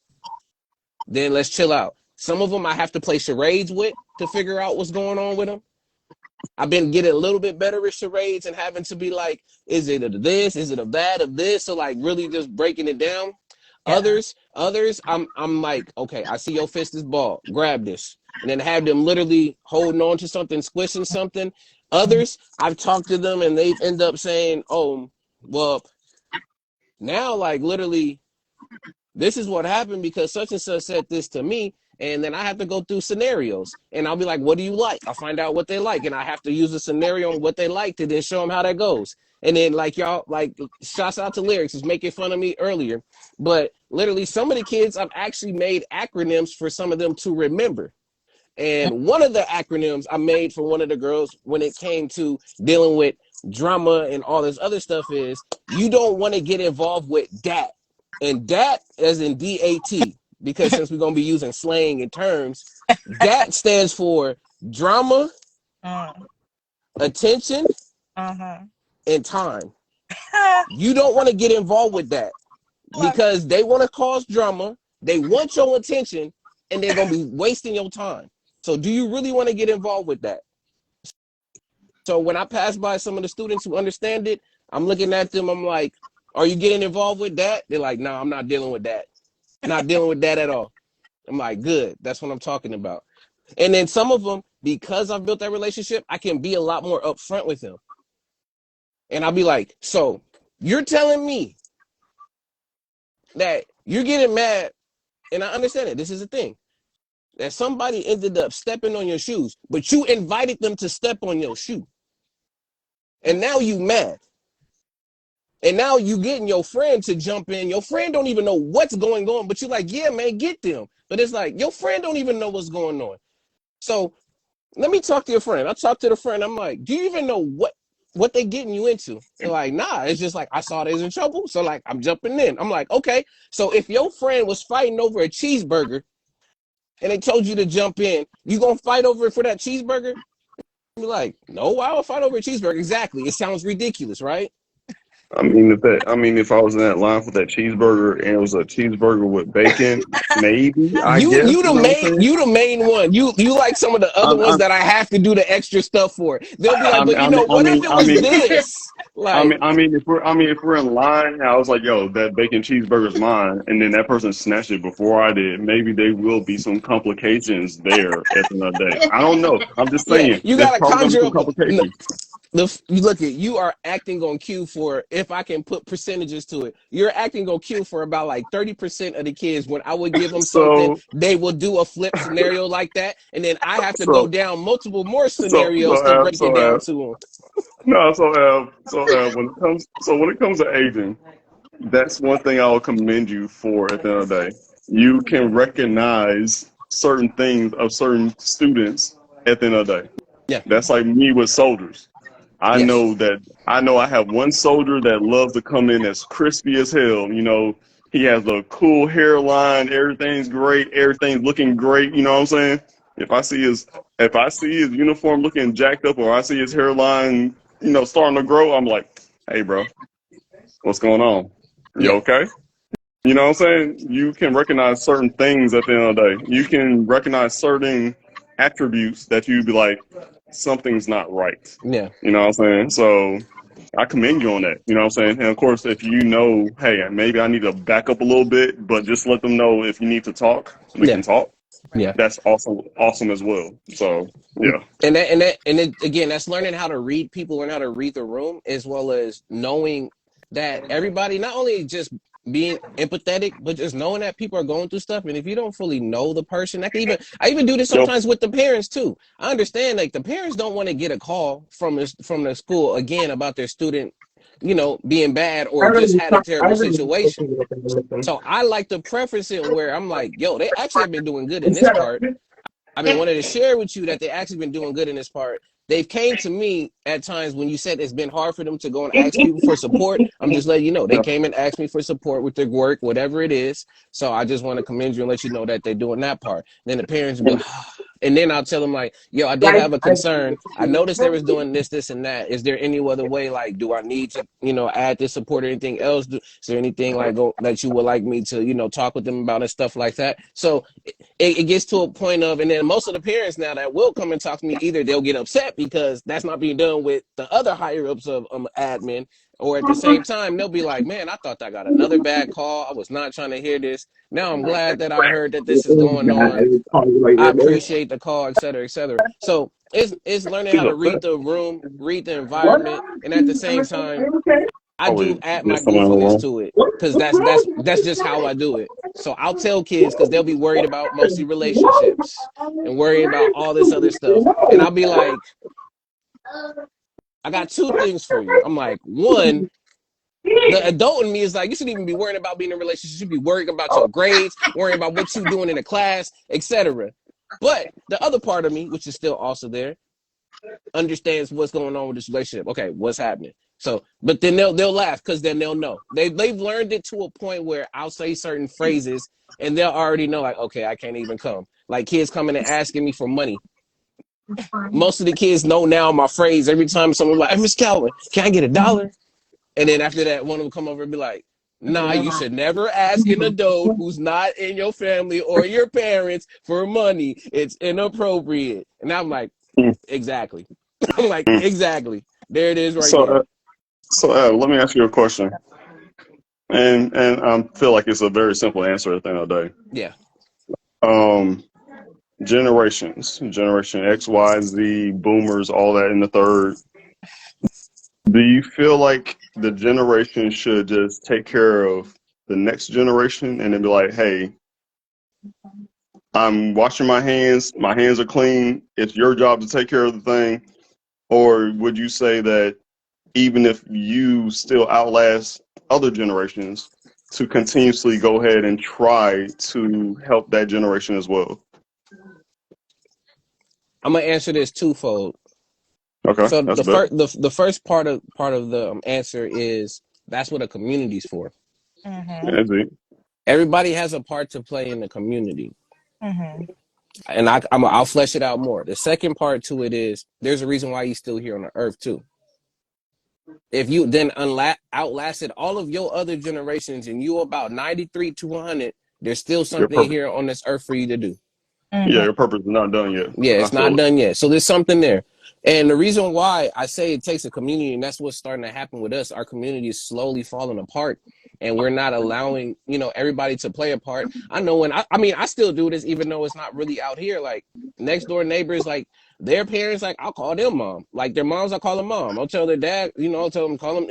It's literally having that community helps because then there's a structure to now, okay, not only as the parents keeping them accountable, but now Uncle Jonathan down the street is also gonna be like, really, how's your grades looking? Like, what's going on? And then Yeah. Auntie Stephanie is gonna be like, yeah, like, why are you getting yourself into those situations at school? You know better. Like, I why feel shouldn't it. you be doing those things? Because then what happens is everybody is shouldering a certain part of that weight, so then it doesn't seem so heavy. But Yeah. when you decide to be like, now, all right, I'm already 2 generations, above what's been going on. So it's y'all time now. Let me go. Let me sit in my walker. Let me sit in my chair. Let me be able to watch whatever I want to watch. And that's on y'all. Yeah. I get it. You feel like you've already fought enough of the fight. But at the same time, you're going to get the break because in the community, everybody's taking a turn. It's not literally like it's 24/7. You have to be doing this. Like you're not Yeah. going to be having to reprimand the child or having to cook, having to do all this other different stuff within the community. But since we all Yeah. have it in the individual setup, which of course, people are going to live at the house, etc., and things like that. But it just makes it more difficult then to be like, okay, where are we going to relate then? If now I can't even tell your kids this because you're gonna snap back as well as we have those up there in the in the states and then all the different organizations if like now I have to call because you're not treating your child right now, you get your child taken away, now you feel a certain way about me. It just makes it harder for everybody to then be on the same page, and then what's the reason for even having a community? So it just makes it easier. So to me, the generation, everybody's still helping. If you still here, you still here, you still helping. Yeah. But the one that's I think I closer get to it, the one whoever is the uh, one closer to the generation that we're helping out, you're the uh, bridge. Because the reason why you're gonna be the bridge is because you're in between. uh, Shouts out to J. Cole. You the middle child in that particular point. You yeah. got your foot in a previous area and the area that's now, so then you can be able to bridge it. I don't know how many times I've had to talk with, and there's some kids that have their grandparents watching them, and their grandparents multiple generations before them, and I'm having to bridge that gap between there and the grandparents so then they can understand, like, wow, how do you not understand? Like, he's talking about the lingo and the anime and then how this other stuff is going on and what they're being said and stuff, and explaining it to them so then they could get a better understanding of, okay, why the child either is saying this type of thing or why they get into these situations, or making sense of, okay, now this reason why they say about this is because they don't like this about their grade, but they're saying it in a weird way. I mean, Saturday Night Live and Living Color have done random sketches about this, but I know around race, but it's just still very prevalent. If you don't fully understand what's being said by the kids, it's very hard to be like, okay, then what do you want? They're like, yeah, man, I just want a gap because you capping, and then I went to the top because you a shorty. They be like, Yeah. what did you say? So that's I mean that's like Bozeman, you know what I'm saying, when he made the reference of the potato salad, Yeah, which is infamous to this day. You know what I'm saying? That was amazing. Like I was like, oh shit, you don't know what you just did right there.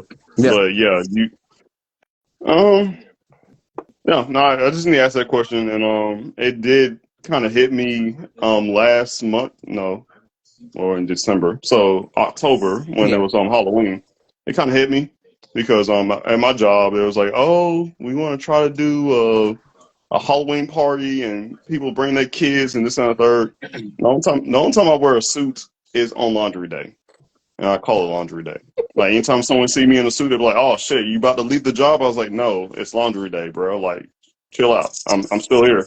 You know what I'm saying? So yeah, I put on the Pac-Man suit. I had my Deadpool mask on for the Halloween shit, mm-hmm, and one of my coworkers came through with her grandson, yeah, and she was like, the grandson came up and hugged me and this and third. Hey, how you doing? I was like, oh snap, okay, how you doing? Like, yeah, I'm in a Deadpool mask. He called me Spider-Man. That kind of hurt my soul. Again, me having some aging problems at that point. You know what I'm saying? I'm Deadpool. Like, I had a Nerf gun too. I was ready to bust a cap in his little kneecaps, but I didn't do it. You know what I'm saying? I was like, oh man, I'm the first person he talked to in the office. That's great. You know what I'm saying? Like, yeah, but yo, it was a good moment. And yeah, it's one of those things. I was like, okay. I have a purpose. I'm still here. Yeah. This is my generation. I got a daughter now, you know what I'm saying? And I'm just doing the best I can, you know what I'm saying? And like I said, I'm not going to withdraw or hold knowledge to anybody at the end of the day, Yeah. because I'll be doing soldiers, children, Yeah. even my friends a disservice of my life if they don't know anything at the end of the day. Yeah. So yeah, and of course what was Thanksgiving?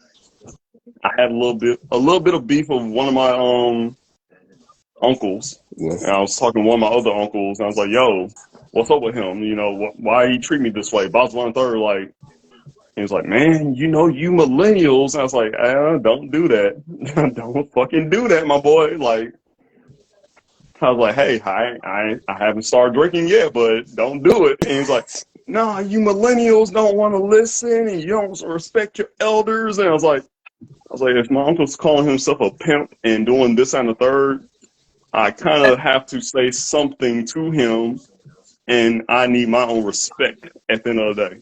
Like, he's not about to sit here and disrespect me, my wife, my child. Like, yo, let's kill this shit because we got other things to do today. You know what I'm saying? So, yeah, that's all I'm saying on that part. Yeah. Well, now But y'all isn't got that me funny? thinking. Yeah, go ahead. But isn't that funny? Because I know I go through that with my mom sometimes when she tries to go off, talk about one thing and she go totally off topic. I'm like, oh, whoa, whoa, whoa, whoa. And also like randomly, yeah, you young people don't like to listen. I'm like, whoa, with the pain I feel in my knees, I'm questioning. I'm questioning if the date of birth that was given to me is even that one. Yes. Like, You know, don't and disrespect me. I've grown up with you. I know the shows. I know the music. Mm-hmm. Today's like generation is not that. going through what we go through. So no, Yeah. don't do that. This is Of one thing course, I'll I. say. Exactly. And This is that's this is that's one the thing I will thing. end up saying. I want you to do this, Kim. One thing, which is I'm glad about it, and I smile and then I stare at some of the kids about this. Is I'll meet with students and then some of them will actually they'll play, of course, the songs that they're playing now, and I'll be like, nah, this is terrible. And I mean, I'll explain to some of them why it sounds terrible, for a number of reasons. But then I'll come back and I'll be pleasantly surprised. I had a few kids today. They were actually talking about, oh yeah, can we talk for a minute? And Ooh. I'm like, Oh, what do you know about Tevin Campbell? There's like, I like that song. Put that on, and then they put on another one like "Boys Don't Cry" or something, and it's like I'm like, look, put it on New Edition, put it oh, on a whole grip of all these other ones. I'm like, what do you oh, know about? I'm like, all right, who's I playing the mean, music in your household? I'm not I mad. mean, I'm just saying. once they put on Tevin Campbell, I would have put on a Goofy movie because that's a hood classic. All right, and Tevin Campbell killed that damn movie. All Oh, right. of course. But I mean, those are the things I'm very surprised about. A lot of stuff now that we are calling retro, that was a part of our Mm, childhood. I'm noticing mm. a lot of the kids are Mhm. getting reinvested back into it. And I'm like, okay, I see so many kids been wearing 90s cartoons, different jackets and shirts on like days when we have free dress or their I've backpacks. seen. And then I'm like, what do you know about this? I'm like, they're like, yeah, I watch Rugrats all the time. I'm like, what about the like new cartoons you're watching? That's like, nah, I like these. Like, I like these cartoons. I've Like, I've I don't know what about these cartoons now. Like, that was cool. I'm Bruh, like, that's my childhood. technology. bruh, I've I've Yep. seen bump. I've got I've the seen. technology now. Oh, go ahead. So I work with antique antique designer rugs now. Yeah. Like I have to categorize by years and by decade. So doing this job has actually kind of helped put like just everyday life into perspective now. Yeah. The kids they like that stuff because when you think about the term like vintage, when we were their age, vintage was a different decade. Yep. Vintage is the realm now between the 1970s to 2000s. Yep. So all of that is it's officially in the category of vintage. Contemporary starts at 2000 to like and have like antique semi starts around 1950s and then antique is anything older than the 1950s. So like for us like, things from like the 70s and the 50s that was vintage for us. Yeah. But now, like, as time is moving, it's shifting into different categories, and it just blows my mind. So yeah, like I remember being in middle school, and the thing to wear was like anything that like was a replica from the 80s. Like, remember like when neon came back, and like the bright colors, and it was like, oh yeah, like we're wearing 80s things. Like, this is what they're what we experience is what they're experiencing now. I Yeah. am, But it's I am, it's so personal because I we're am so close still wearing to my, it. I am still wearing my old school South Pole shit. Like, this is So how vintage I am right now. I'm still wearing my old school South Pole well, that's shit. so contemporary though. Don't So pull like, out. And Don't pull out the FUBU. Don't pull out the FUBU. my old school Beagle jeans, you know what I'm saying? Like, I'm still on that shit. Like, so we're like, yo, that looks nice. I was like, yeah, this oh is high school shit. yeah, It's like, what? I was like, But yeah. this is the echo red. this is the funny thing also, is that in South Africa, I know especially in Durban, like Fubu and certain brands are still worn up to this day. Like now, close to Christmas time, some kid is gonna be dragging his mom to go and buy him some Christmas clothes, and those brands will still be found there because Durban is very. I don't know about the rest of this South Africa, but it's still old school Mm-hmm. in the sense of you can drive around in certain communities and you still hear some old school music being played Yes. by a young boy that parents have left for work. He's at home with his younger siblings and cleaning up the house because we now December, their summer holiday, and he's cleaning up the house and he's busting those old jams. And it still surprises me up to this day that some of my nephews, when I like go down there and I see them and I'm like, you guys are vibing out to this. I can sit with you. I can chill with you. But that's the funny part, is I can sit with them and listen to some of the music that they're listening to. Yet one of some of my nephews that are way older, because I got cousins that are really old, Yeah. they were scared to smoke like the ocker pipe around me and those stuff. Now I'm wondering why these kids are doing this whole ducking and diving thing, and they're hiding with bottles here and there. They're 20, like 5 or so. I'm like, dude, you're about 5 years to 6 years or 7 years younger than me. And that's when it also hit me. I'm like, do I give off that thing? Like, Kim, because Kim, when I Kim, watched how they were behaving, I was like, no. And I asked my elder cousin, I said, what's happening here? I can see there's a move. She's like, no, they want to smoke, but they scared of you. Kim, my favorite shoe of all times is Air Force Ones, black on black. But they consider it as criminal activities that you're about to go out Mm-hmm. and beat someone's ass, or you're about to do some criminal shit. I was like, I've been rocking my black on blacks since Nelly made a fucking song for Air Force Ones. Like, I'm like you're gonna judge me on my shoes now because Yes, that was a good. because now everyone does this now. I was like, nah, bro. I go to work and it's like, oh man, you're about to be a troublemaker today. I was like, what you mean I'm about to be a troublemaker? I was like, because you got the black on black on. I was like, no, that's not. They got strong These some intentions. nice ass shoes. Stop playing. I'm done. That is too I'm done. hilarious.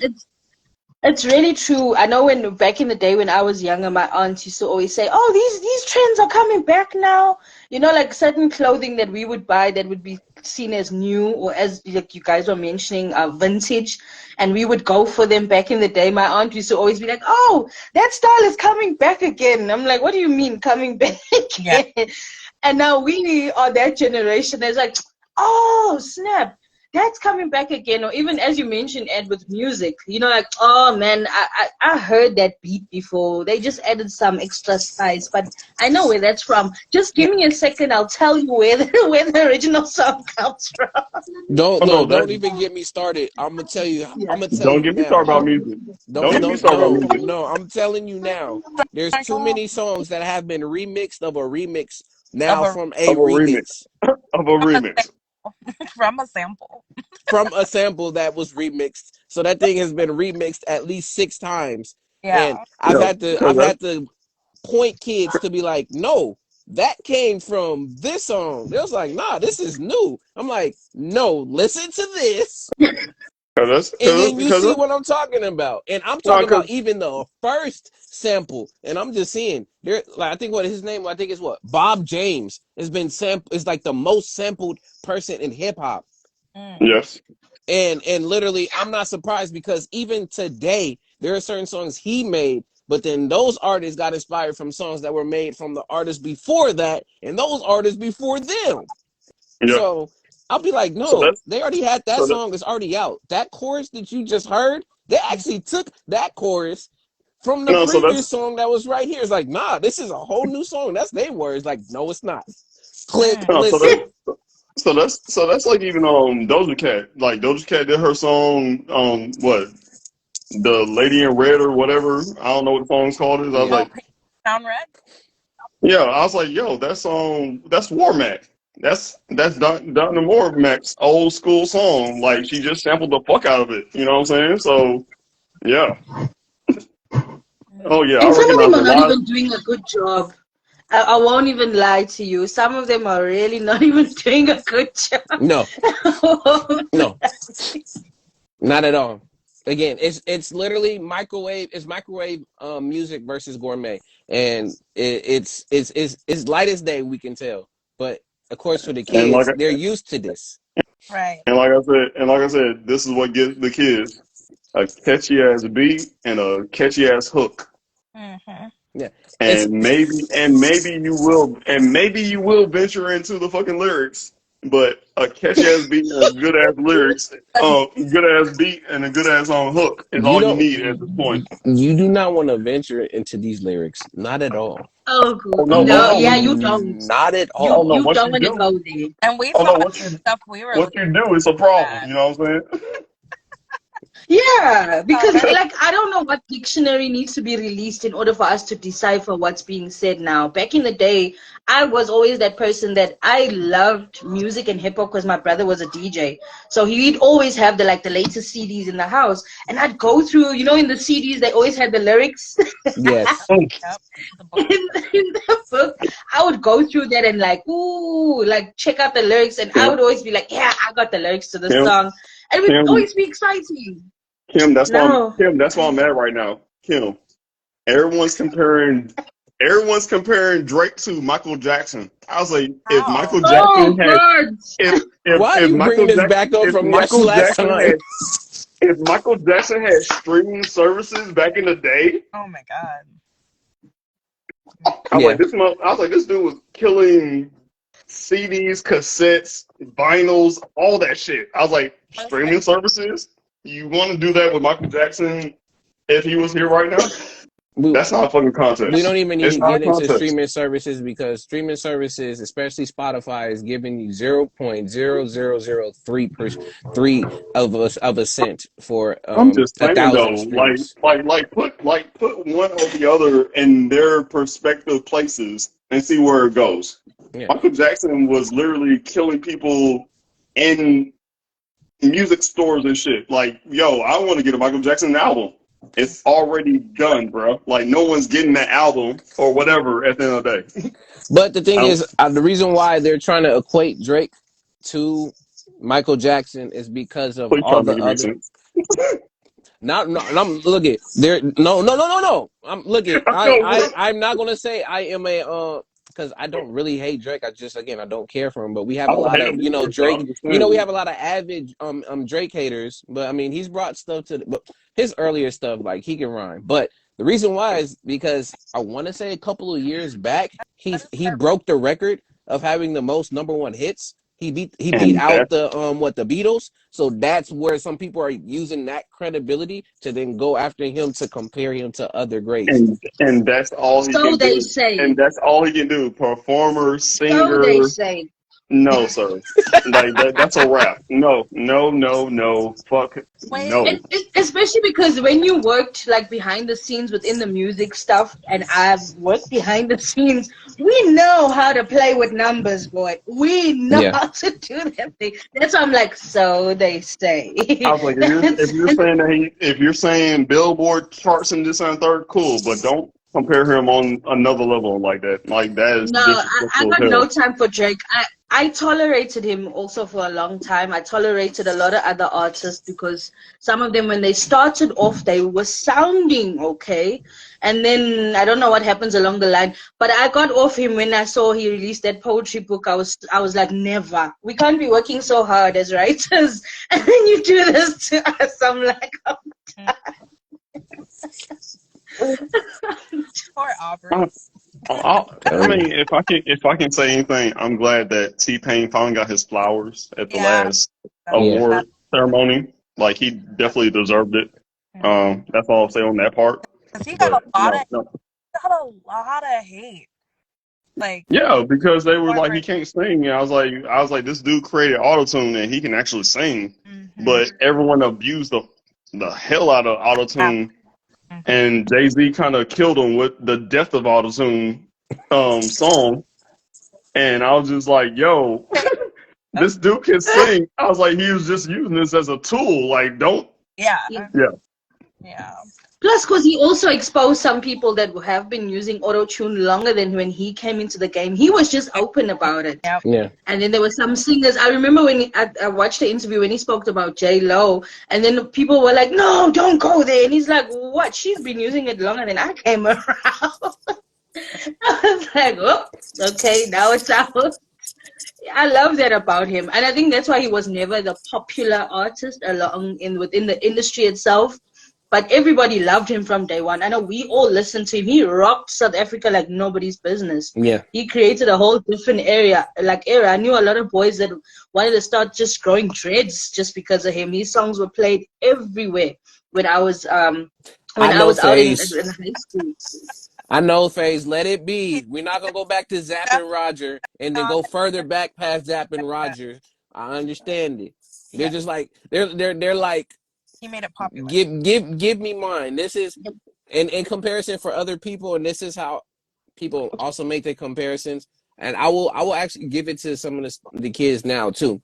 Rest with the universe. XXS Tentacion. For the kids in that generation, they said that was their generational Tupac for them. And because of his influence, by also again what ended up happening to him. And I'll let them end up having that. We're not trying to go apples to apples with like, okay, you talking about as a Tupac, okay, then which lyrics here, and then what hit here and stuff there. It's like by each of our generations, and then that's the funny thing. We talk about aging, we talk about youthfulness. Well, always have these back and forth and be like, well, my generation had this better than this other generation, and you don't know what you're talking about because way back when the generation was like this, and that. But we also got to create the bridge of where of like, okay, then in this generation, who has more or what's more specialized in this generation? I'll tell you now, especially in this generation, they got melodies down for sure. I'll give them that. The triplets, the melodies that they come over the beats, especially of course the production, I'll give them that. Previous generations, you had music ship. You had Prince playing multiple different instruments. You had like live instrumentation and people being able to do that. And in previous generations, of course, it really came down to having that raw talent. Shouts out to Donny Hathaway. Shouts out to the Supremes. Like a lot of the different groups. And then, I mean, even now, I didn't even think about it now. I don't see as many people forming groups as they were back way when. What's so funny? I play Wu-Tang Clan in my office, and my That's an boss. organization at this point. You had like 200 plus people in Wu-Tang. I've Yeah, met some of them too. so it's so funny. My boss was like, "Yo, I love Method Man. I love him." I was like, "Oh, so let's listen to some of his lyrics. Let's break this motherfucker down right quick." I was like, "Where did this lyric come from?" And he couldn't say nothing. I was like, "He took this lyric from the Beatles. He took this lyric from another." I was like, "These lyrics come from things that he grew up with." I was like, "Yes, Wu-Tang is for the children." You know what I'm saying? I was like, by the same token, you have to be able to break it down and know what is going on at the end of the day. Oh, K-pop. Don't even get me started about K-pop. Look, all right, we're Jesus gonna be Asian Christ. talking about all this different type of music and stuff. Does anybody else have anything that they want to talk about on this topic so then we can get to the last one, which we can still wrap in the other one as All well? right, so I mean, so we're going back up. We're talking about aging, Oh, shit, damn. Oh, and we you say bye? just veered off everywhere You at the end of the say day. good night. You're going to bed. Say good night. Say bye. Bye. Hey, good. You going to night? Say bye. Bye. There we Bye. go. There we go. And there you have it. And there you have it. My future generation. So Yeah, yeah. you got generation, what is that, A.B.? I don't know. They got these different names now, like blood type names now at this point. Generation How Y, do we known keep as the up with them? millennials, and it's a lot. Let me see. Now I gotta look at generation names right now. Oh shit. But The but yeah. boomers, That are being born now. the millennials, the X, the Y, the Z, the millennials. Yeah, there's a lot of shit going The on. only way also our generation is also navigating through the younger generation is because of Google. I'm great. I won't Yeah. even lie. Yeah. So it's like, so what was it? 2000 and let's say 15. I say 2015. My sister, Ooh. my sister and her best friend, they graduated. And the graduation was like, yo, y'all the millennials, but y'all kind of lived the life where y'all kind of known the 90s, maybe a little bit of 80s, but y'all are more tech savvy in the 200s or 2000s. You know what I'm saying? So I'm just like, 200s, you going way back. You know, that's the I silent, know, I know. silent, silent, silent, silent, I went silent way back. generation. And I know I went super way back. But yeah, man, some people like, yo, you're a millennial. I was like, I'll punch you in the throat right now. Like I was like, I got 13 video game systems in the house, and my oldest one is a fucking Atari. Like, Wait, don't call me a fucking. you claim Gen X then? If you get offended by being a millennial? No, don't start with all of this. All right, here we All gonna right, stop the this debate. one. We gonna stop the debate here. We gonna He start the got like No, debate I'm not here trying to start a with debate. No, let me. no. Can I'm I gonna ask you say a question? Can I ask you a question? let me go down this generation list and then keep your question. So then after that we can get it together. All okay. right. Sure. So we have the GI generation, which is not that many that's still left, which is between 1901 and 1927. That's the greatest. Okay. Yes. Then The, you have the silent generation, yes. which was the 1928 through Hmm. 1945. Before the boomer. Yes. Then you Yeah. have the baby boomer Mhm. generation, which is the 1946 to Correct. 1964. Yep. Mm. Then The you next. have Generation X, Yep. which is 1965 to 1980. My mom's in Generation X. Millennials Which or is Generation Y is what they call it too, is 1981 to 1996. That's the correct. cutoff. Yes. Then you have Generation Z, which they call iGen, which is hilarious, like iPod or iPhone, which is 1997 to Yep. 2010. Yep. Mm. And now you have Generation Alpha, Correct. which is 2010 to now. To now. So as you see my facial expression, Yeah. wow, that's crazy. You know what I'm Yeah. saying? That's why Um, I was like, why for were you offended? I was offended because Look, I feel at highly one point offended. I Imagine was now my unborn baby when they born and be like, "Hey, Generation Alpha." No, we're like, what? It doesn't have so to. I was offended because back in the day I was like, yo, I know this, this, and this, and that. And I was like, I don't consider myself this at the end of the day. Mm, So now explaining what my generation is, because right. like I said, you know what I'm saying? Like one point they said Pluto's not a fucking planet. Now Pluto's a Or, planet again. You or know what I'm saying? Yeah, I'm just like, okay, I'm good. I'm here. You know what I'm saying? So That's that's hilarious to make me think about it. See, that's how you know you aging too. When you was yeah, like, that's what I'm looking at. Pluto was a planet when it was my generation, and your Like generation, that. it's a It's like, yo, moon. that thing's a moon. That thing's a moon. Nah, it's a planet now. it's Like they just like, you know what? smaller. It's a You know smaller. what? Let's not fuck up the kids' heads. It's a fucking planet. All right. It Bro, but looks they already instilled it into us when we were in Matter. school. No, that fucked me up. It fucked me up so hardcore. I was like, yo, Jupiter's moons are as big as fucking Pluto. Yeah, And they they was like, you know what? yeah. That's not a planet. It's a fucking moon. Like let's erase this right quick. A small one. You know what I'm saying? And I'm all about the acronyms too. That Yeah. fucked up my whole acronym. And then You know what I'm saying? You know the acronym for all the knowing all the acronym planets. for the planet. Me too. Oh my goodness. It Right. fucked everything up. You know what I'm Right. saying? Yeah, speaking of it messing everything up, the last topic for tonight before we end out, y'all. The question I have for all of you is then, when do we outgrow ourselves then? If we in this generation, then that, and then this ends up happening, when do we outgrow ourselves? And what I mean by outgrow ourselves is when do we decide then to go on this journey and actually then from our previous self To progress. evolve and continue to grow? Mm-hmm. Um, if I can go first, Go for it. I don't say I'm 36 years old. I'm saying that I am level 36. I You treat my are a life full as Blastoise, Charizard, and Venusaur over here. I'm Uh-huh. a I treat my game as a video like I treat my game as a video game, and I know I have only one life to live. Mm. I know that I have one life, and I know that I have so much experience at the end of the damn day. So that's why I look at it as um your question. When I feel like my game, I think it's never going to be done. As if I'm still here, if I'm still leveling up, and that's beautiful. At the end of the day, I like to Yeah. see that.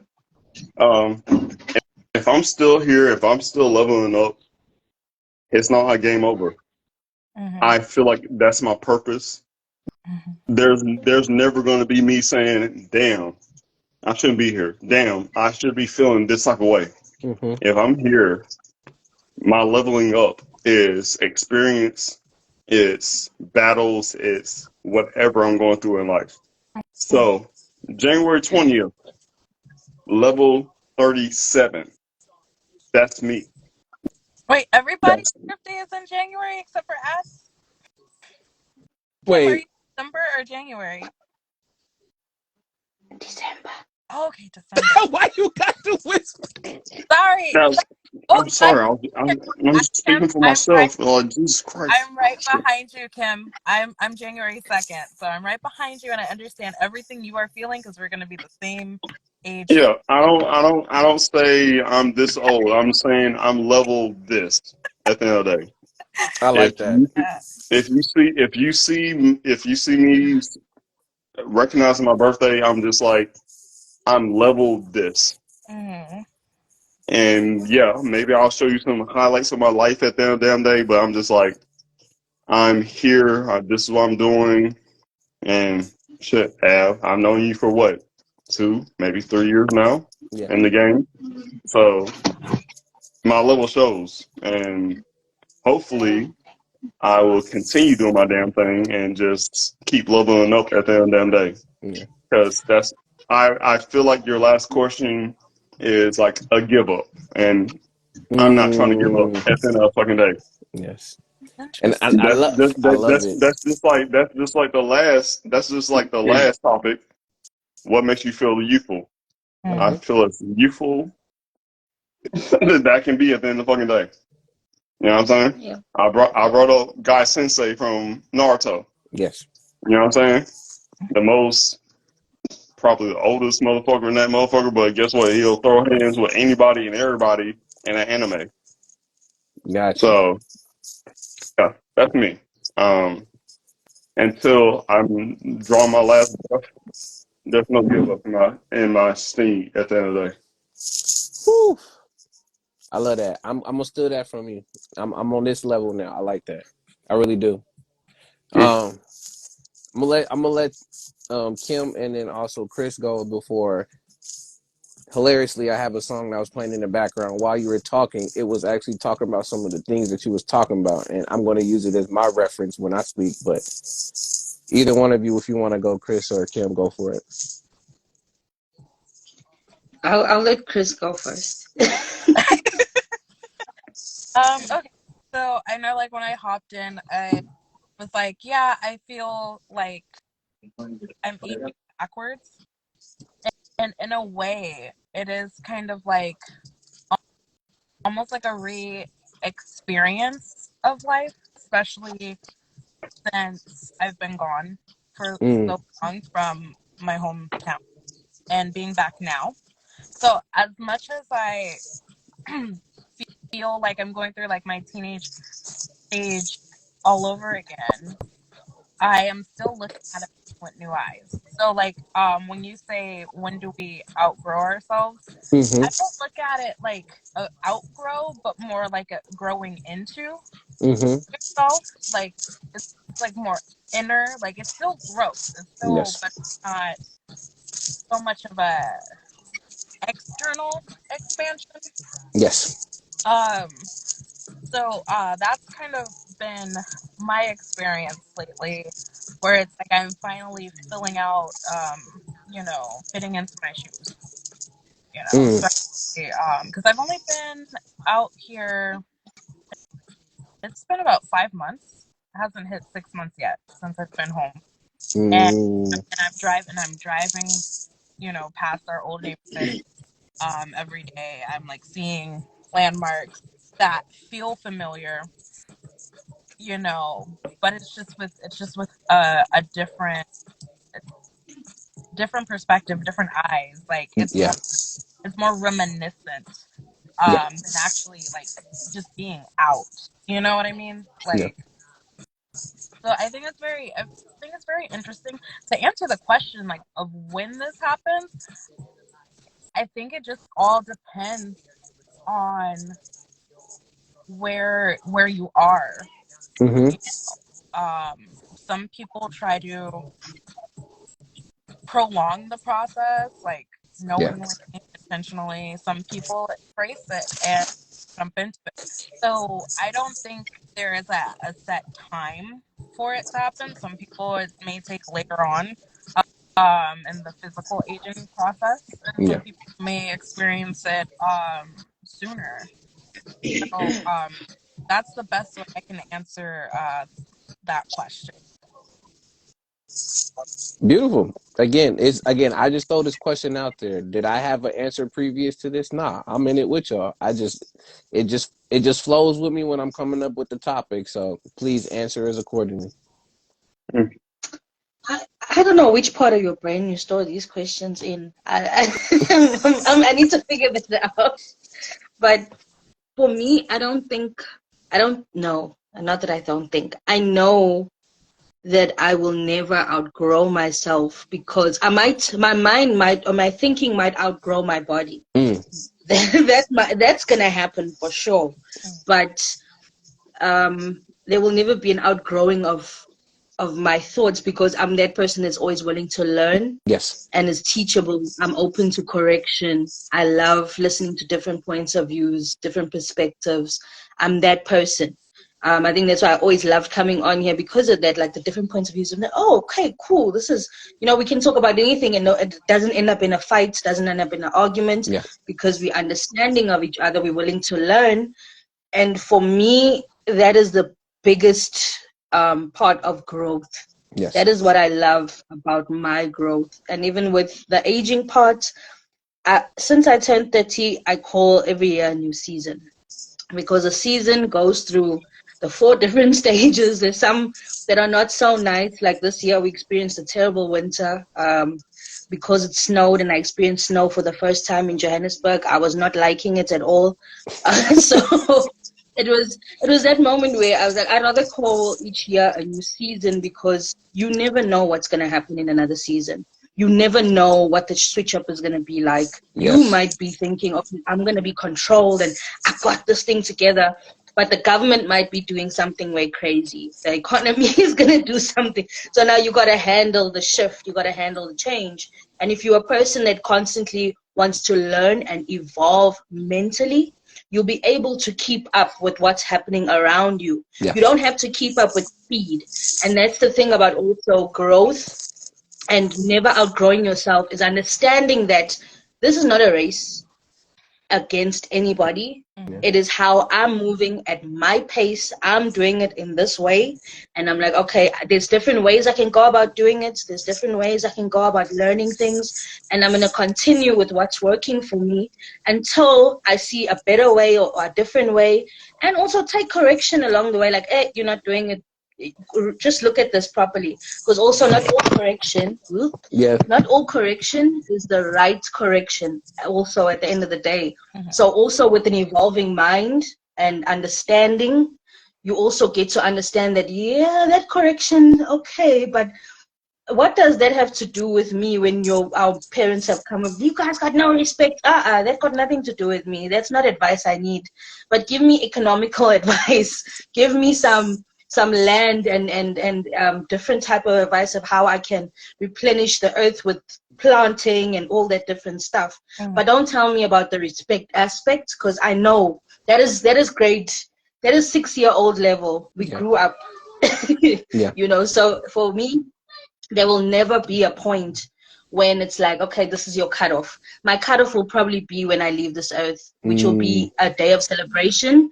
And I always say that with my family, you need to celebrate, because I'm making sure what I leave behind is something worth listening to, something worth saying, hey, in the next 5 years, I can go back to that little note and say, hey, even with my girls, mom said this can help me, even though it might not be now. Mhm. And by the time they reach 17, just going back to that little note and saying, hey, mom went through this. Mom felt pregnant as a teen, but this is how she handled it. You understand? Or mom went through depression. She went through this. So she learned how to outgrow her environment and her situation and even friends. So yeah, I'm gonna leave it at that. Mhm. Y'all all spitting. That's all I have to end up saying. Y'all are all spitting. Like I'm all like piecing it together to like come up with what I've heard similarly behind all of this. But what I got, at least from everyone and what they're saying, ultimately it comes down to just the levels you're on. Mhm. And in a sense, outgrowing doesn't necessarily mean that you leave yourself out and Mhm. like that's it. No, it starts from within. That's always been my basis. Again, knowledge itself is always that platform for me, for you to grow. For you to even start growing from outside, you need to be able to grow from within first.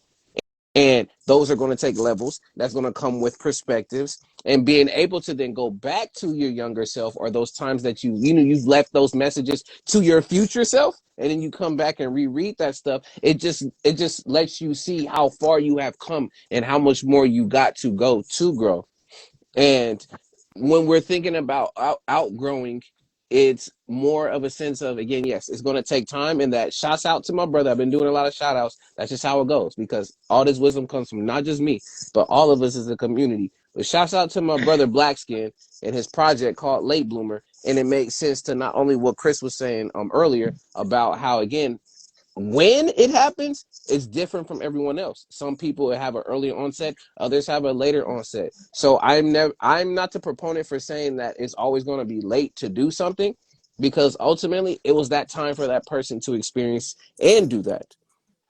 Be for folks who are even trying to go back to school. Literally, it was somebody, and I know I've talked about it previous episodes before, but there was a guy who went back in his 60s to go back to get his degree. Like at any point in time, even if you feel that you should have been on this course in this life of what you should be doing right now, there's a reason why you're on this course and you're not there in that particular place where you needed to be right now. It's because maybe you needed to chill down at level 5 a little bit longer because you done missed out. You might be getting the extra level ups as well as the extra components that's on that level that other people just skim through and just ran to the next ones. Like you're getting every piece of it. I'm that type of person, since I'm using Shinobi's idea of a game because I love it. I always use, for me, my favorite game to reference in any type of also spiritual way is Assassin's Creed. Is I'm that type of person that I literally sometimes won't even play the full story yet until I've completed and got like all the items in a map, or I've done like You're all doing the side stories within a map you're doing and all size of that questions. stuff. Yeah. Yes, like I get all of that because of the fact that not only is gonna better prepare me for when I get to my main story, Mm. but I'm also going to have so much of that experience that at any point in time, that if something does go wrong, now I've already properly prepared myself because I went and done all these different other experiences that I can move on to the next level and be already more confident than I could before. But guess what? That probably takes me another, maybe 8 to 9 days when I could probably finish this game in under like maybe 2 days. But I don't mind doing that because of the fact that that's what, the life has made its path for me to go on.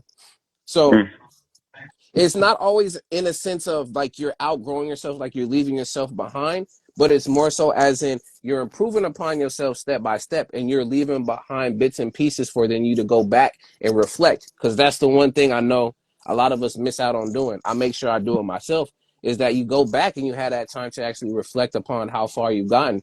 Because there'll be those moments and times where, you start questioning your why, you start questioning, it doesn't make sense for me to continue getting up, going to this job. Does it make sense for me to continue to keep doing the same routine that I'm doing?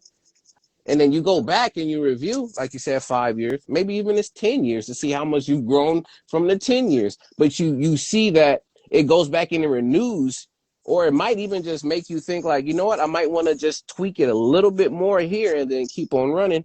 But it's always important to have that time of reflection and introspection so then that you know that ultimately I'm still on the course of my path and that this life is not a race, it is definitely a marathon. And just a caveat on the video game stuff, since you were talking about Assassin's Creed, just a quick thing, you know what I'm saying? Handles. Him doing side quests, him taking care of the community before he take care of the big boss. Those people protect him whenever things happen later on in the game. Yes. Like if he does something crazy, guess what? The community protects him at the end of the day. That Before he goes to the next boss. That is hilarious, bro. You just brought up a beautiful point. Continue. But that's what I'm saying. Like, when I was talking about the leveling up, like when you play RPGs and this and third, you have different brackets. You have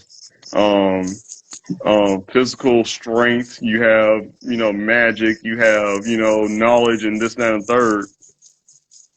The levels of what you're getting before you reach your next level. Yeah. And guess what? We have 365 days, 66 on the leap year. You're going to get to the level that you want at the end of the day.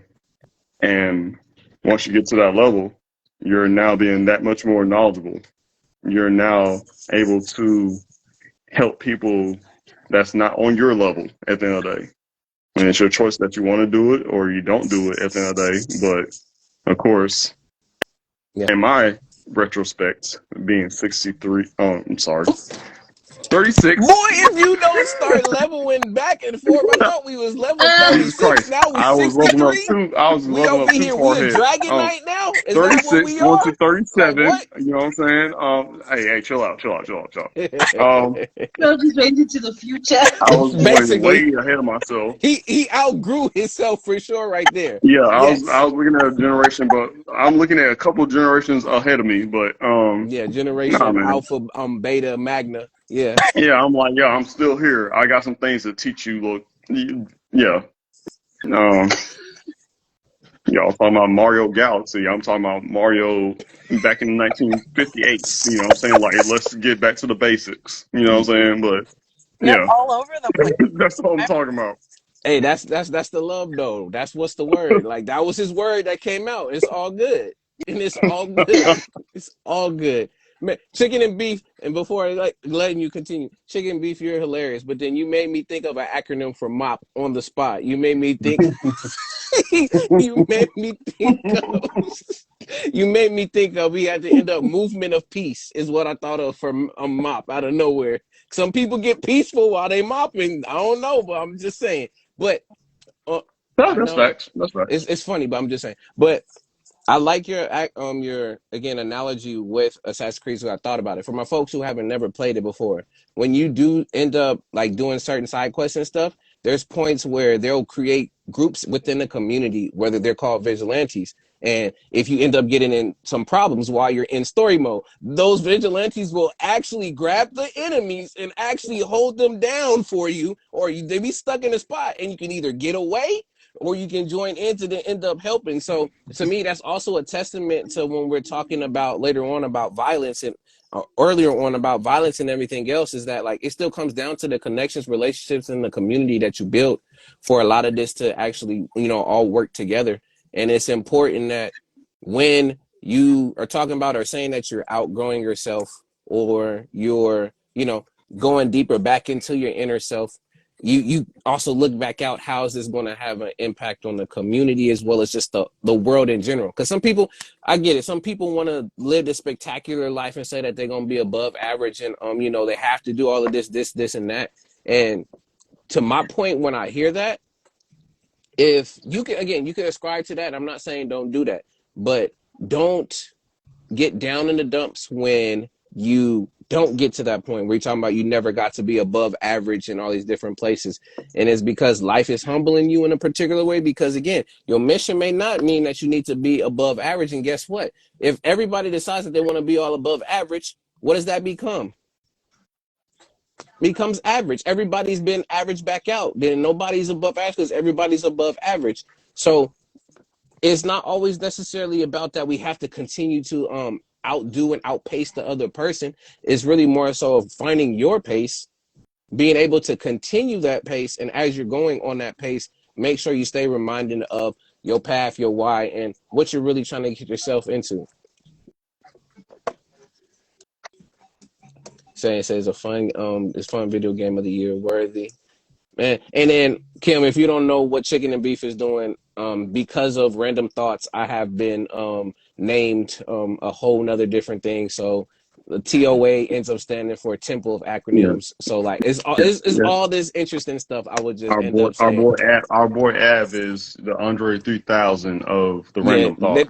You know. Yeah. they call me Advis 3000. It's hilarious, Yeah, but yeah, yeah. it's hilarious. I'm not gonna even lie. But tune in. Shouts out I to know the you Random you Thoughts guys are crew. always on something. They It's was on always something something. with They you was on guys. something last Sunday. I'm just letting you know now. They was on something last Sunday. I don't know. I'm on somebody, and he's not here, but I'm about to be on him this next Sunday again.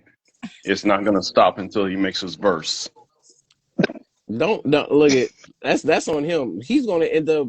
I'm not gonna even do that to him on here, because Hey, he's gonna hey, come hey! back here and be like, man, This what is you not even the subject of God. conversation. Like, let's get back on topic. Like, let's finish this on a good note. You know what Yeah, I'm saying? Like, but overall, thinking about again, when do we outgrow ourselves? Part of it too is when you decide that you want to grow. People can give you the information. They Mhm. can again lead you to the water. Everybody says that same saying and phrase. Right. You can be put in the right spots and the right opportunities for this stuff to happen, but at the end of the day, it's all up to you to go ahead and to take it on for yourself.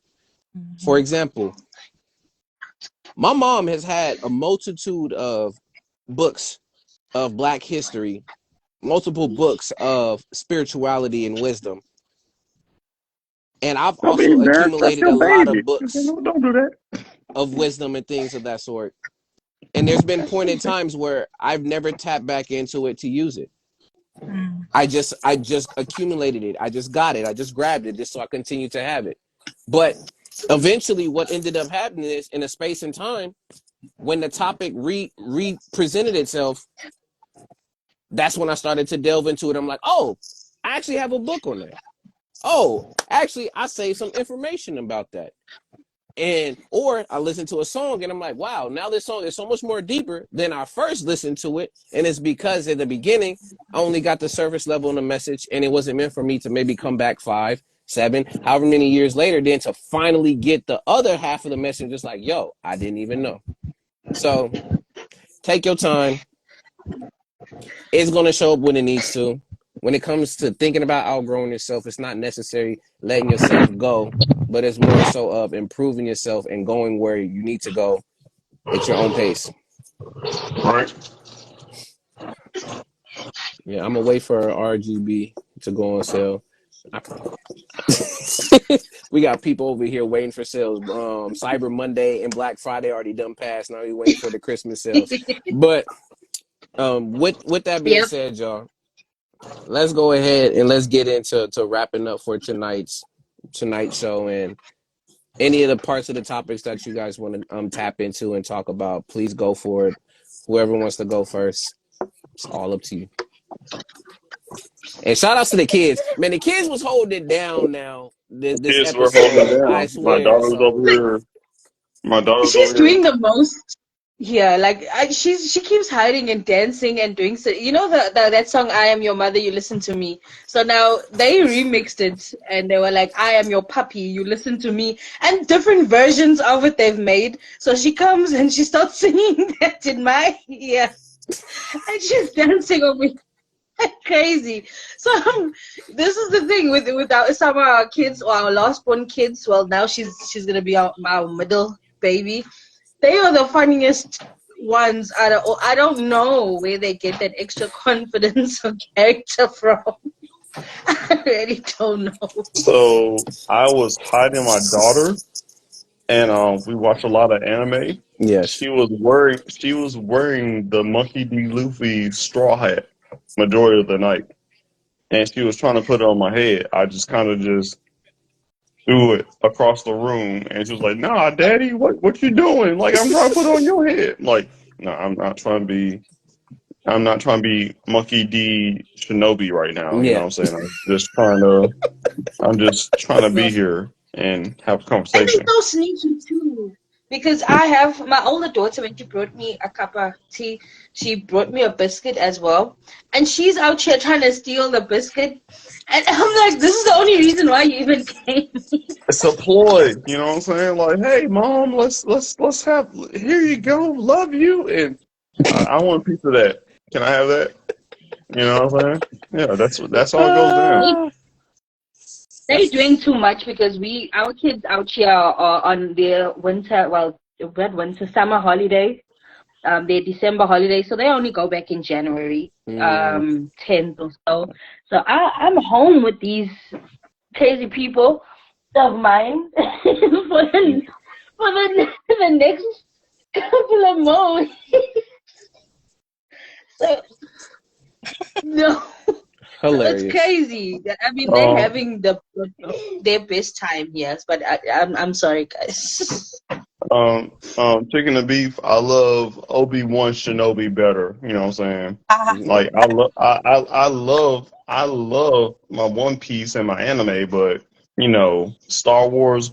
Yeah, I'll go Obi-Wan Shinobi all day. It rolls off the tongue real I cool. You know what I'm saying? It's love all good. That's fire. That is fire. I love how we're doing that. And man, shouts out to everybody that's still rocking with us in the comments. Much love to you, man. And shouts out to Ty as well too. I know it's 12 midnight, and then I know over Shinobi's a thing. And then in South Africa, it's about what, 6, 7 now in the morning. It's about 7:30 in the morning, yo. There it is. Right. So like to everybody wherever you at, man, we appreciate you tuning in regardless, and just showing the love. Like this is how it be going for What's the Word Wednesdays. I'm glad this is where it's going. So for my folks who do not know, y'all have 3 more episodes to come in and be a part of. So make sure you come in here for it. Then shouts So, out to Chicken so, and Beef saying altar call, whatever. Come in for the call oh and my be God. here. So let me look at let me look at my calendar right now. oh no. Let me look at my calendar. We're here. Are you going to do what you did last year? Are you going to freestyle the fuck out? Oh, that only happens every 4 years, my man. So you gotta wait You another four years. motherfucker. You gotta wait And another I'm mad 4 years. and I'm mad I missed the last one. Okay. Okay. Though that Okay. that is my outgrowing of my previous self when I No, was in no, other no, no, places. It's no. I'm every no. 4 years. It's every 4 years. So you're not gonna get another one until All right. That's 2020 and 25. that's cool. Like I said, I was upset. Like I went to see my military family. I had Natasha with me. I was like, "Yo, I need to get online." Like my boy is freestyling on all these beats and this and that third. I was like, I didn't make it. So I was like, "Shit." So it's every 4 years and shit. I'll see you in I the next mean, 4 years on that. I'm sure So there's a way we can convince Ed, because I mean, who knows if Instagram's even gonna be around by then? You know, I mean, you don't know. You never yeah, know. Ab, it's about to be a leap year, maybe Olympics and whatever. You know what I'm saying? Like, like we can make this shit happen. Like, what you talking about, my boy? Like, I know we're supposed to be doing some last thoughts, Yeah. and I'm And we just all, I know, we again, now, look at random thoughts is coming this way now. It's like I'm taking pieces of it with me everywhere I go. But again, it's all love there. No, but we can talk about it because I have other plans in store for content that I'm doing. So who knows? But yes, Oh, thank yes. you. To wrap up, y'all. So I'm all gonna right. just go So and throw wrap it up. out there. Shinobi, go. All right. So current events. Take care of yourself. You know what I'm saying? Like, if you don't believe in the shots, don't believe in this. Don't believe in the shots. You know what I'm saying? But same token, take care of yourself. Um, and I'm not trying to ramble, but your nose hair captures all the shit that goes on at the end of the day. And if your nose hair is not taken care of, if your nose hair is not doing this and a third, then guess what? You're about to get fucking sick at the end of the damn day. Hmm. But if you are not trying to take shots in this and a third, it is what it is. You're about to catch hell. Um, you're about to catch all the hell. Did I miss something? Oh, this was weird. I was talking. We're talking. We're talking about current events, and Oh, he I did missed bring up. that. He Okay. brought up a lot of current events, and one was like malaria in Peru, and I'm just like, and then last week he brought up the swine flu which was and fucking H1N2 now. Yeah. yeah, Uh-huh. Oh, swine flu up by one. coming back in the UK and shit, and so I'm just like, yeah, Yeah. take care of yourself. Um, I know he was confused because he said off with nose hairs, How? but yes. I know, stop. you need your Again, it nose was a hairs. I'm sorry. I want to know. Can you explain a little bit? look All at right, you. all right, all right. Your There are nose hairs, filters, but go ahead. your nose hairs protect you from sickness. You know what I'm saying? But some people like, yo, let's just take all these motherfuckers out. Just like him says, like, yo, I got my first gray and I was excited. Guess what? My first gray hair was in my fucking nose hair. I was like, I'm a, I was like, I'm upset, but same token, awesome. You know what I'm saying? But Yeah. it is what it is. But anyway, continuing. Damn, I forgot all the current events right now. It's all Like, good. You can go Not straight to the all right, agent let's because let's you let's let's, aging con- on let those thoughts. Agent. save it. Let's go to Asian. Man, So confused. I know. It's cool. Your time frame is showing right now is midnight. Okay. We love you. We- We love Shinobi, y'all. We love Shinobi. What Don't the do this to fuck? Shinobi. I'm in the wrong right now. Okay. No, you're Okay. No, not. You're no, not. no. It's just You're you're not. not. Not. You're not. It's just I just because want. look at No, people in so the comments is still stuck on your first comment. That's all why. right, so that's my bad. So like the last one we did, it was like literally I was just talking about the last conversation, you know what I'm saying? Yeah. So you like, yo, the wrap up is everything we talked about. So I'm like, okay, let me try to wrap up everything we talked about. But of course, if everyone was not there, Yeah. yeah, it is what it is. But um, shit, man. Aging. It ties into last week's episode. How do you feel at the end of the day? What is your level? What makes you feel older or younger at the end of the day? It's I don't feel like our life is a game, but for me myself, I'm like I'm leveling up to another level, and no, there's no end. And then of course, I think I have so much more to gain whenever I play my game of life. At the end of the day, I'm not trying to just say that I'm done or this is my peak at this point. Yeah. So that's where I'm at. Um, that's what it is for the aging when it comes to, hey, do you feel that you are being, well, do you feel that this is what it is for you at the end of the day? Yeah. No, it's ongoing. Yeah. You know what I'm saying? Until I reach my game over, it's my game over. And while I'm on this earth, like I said, I will 100% teach soldiers, teach children, teach friends, teach whoever, whatever I got at the end of the day. Yeah. Because that's my duty as a generation, whatever the fuck I am at this point.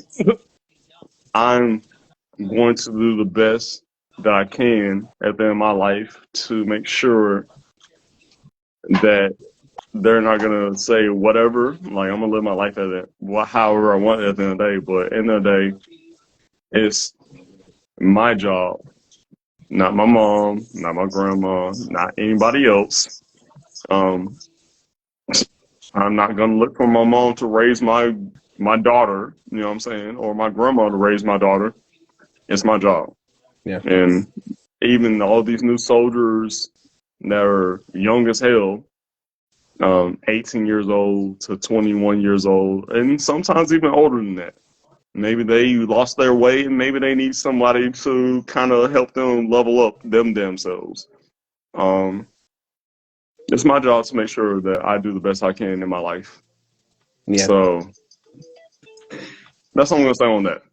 And chicken and beer, I will catch you in a bit. Again, the hits keep on coming with that. But thank you for sharing, Shinobi. I appreciate that. Yeah. Y'all in the comments are hilarious. All right. Criss, wrap up. Okay, so I missed completely all the current events. But aging, my final thoughts on aging is that it's just what I'm experiencing. It's a process, and you Yeah. know, it's all about figuring it out. So like, I love the analogy that Shinobi uses for like games, like because that's one way to view it. It's like it's mentally like stimulating, right? It's Mm-hmm. like you have to be engaged with the process. You have to be present. You have to be making these moves, right? Strategically. I think that's the part I was trying to get to. Yeah, it's like a strategy basically.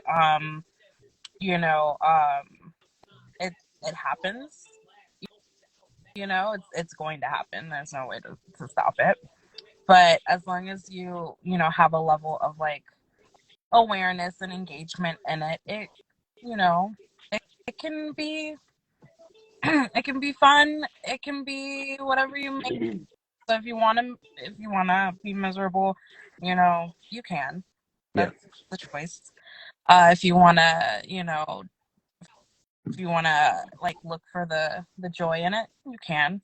It's all up to the individual. It's all up to you. You have the power on how you experience it. But overall, the process is it's a constant. Mm. Um, yeah, and you know whether you're outgrowing old habits or like you know brushing up on old skills, you know, it's all a part of the journey. So yeah, that's all I have to say about aging. Beautiful. All right, Kim. Award-winning author, Yes, sir. Yes, sir. magnificent mother, Go ahead. Go ahead. All the I flowers. try. Put it out there. the dangerous, deadly Uh, poet, go ahead. and the Oh, influential educator hell yeah. with one on the way. And most annoying wife.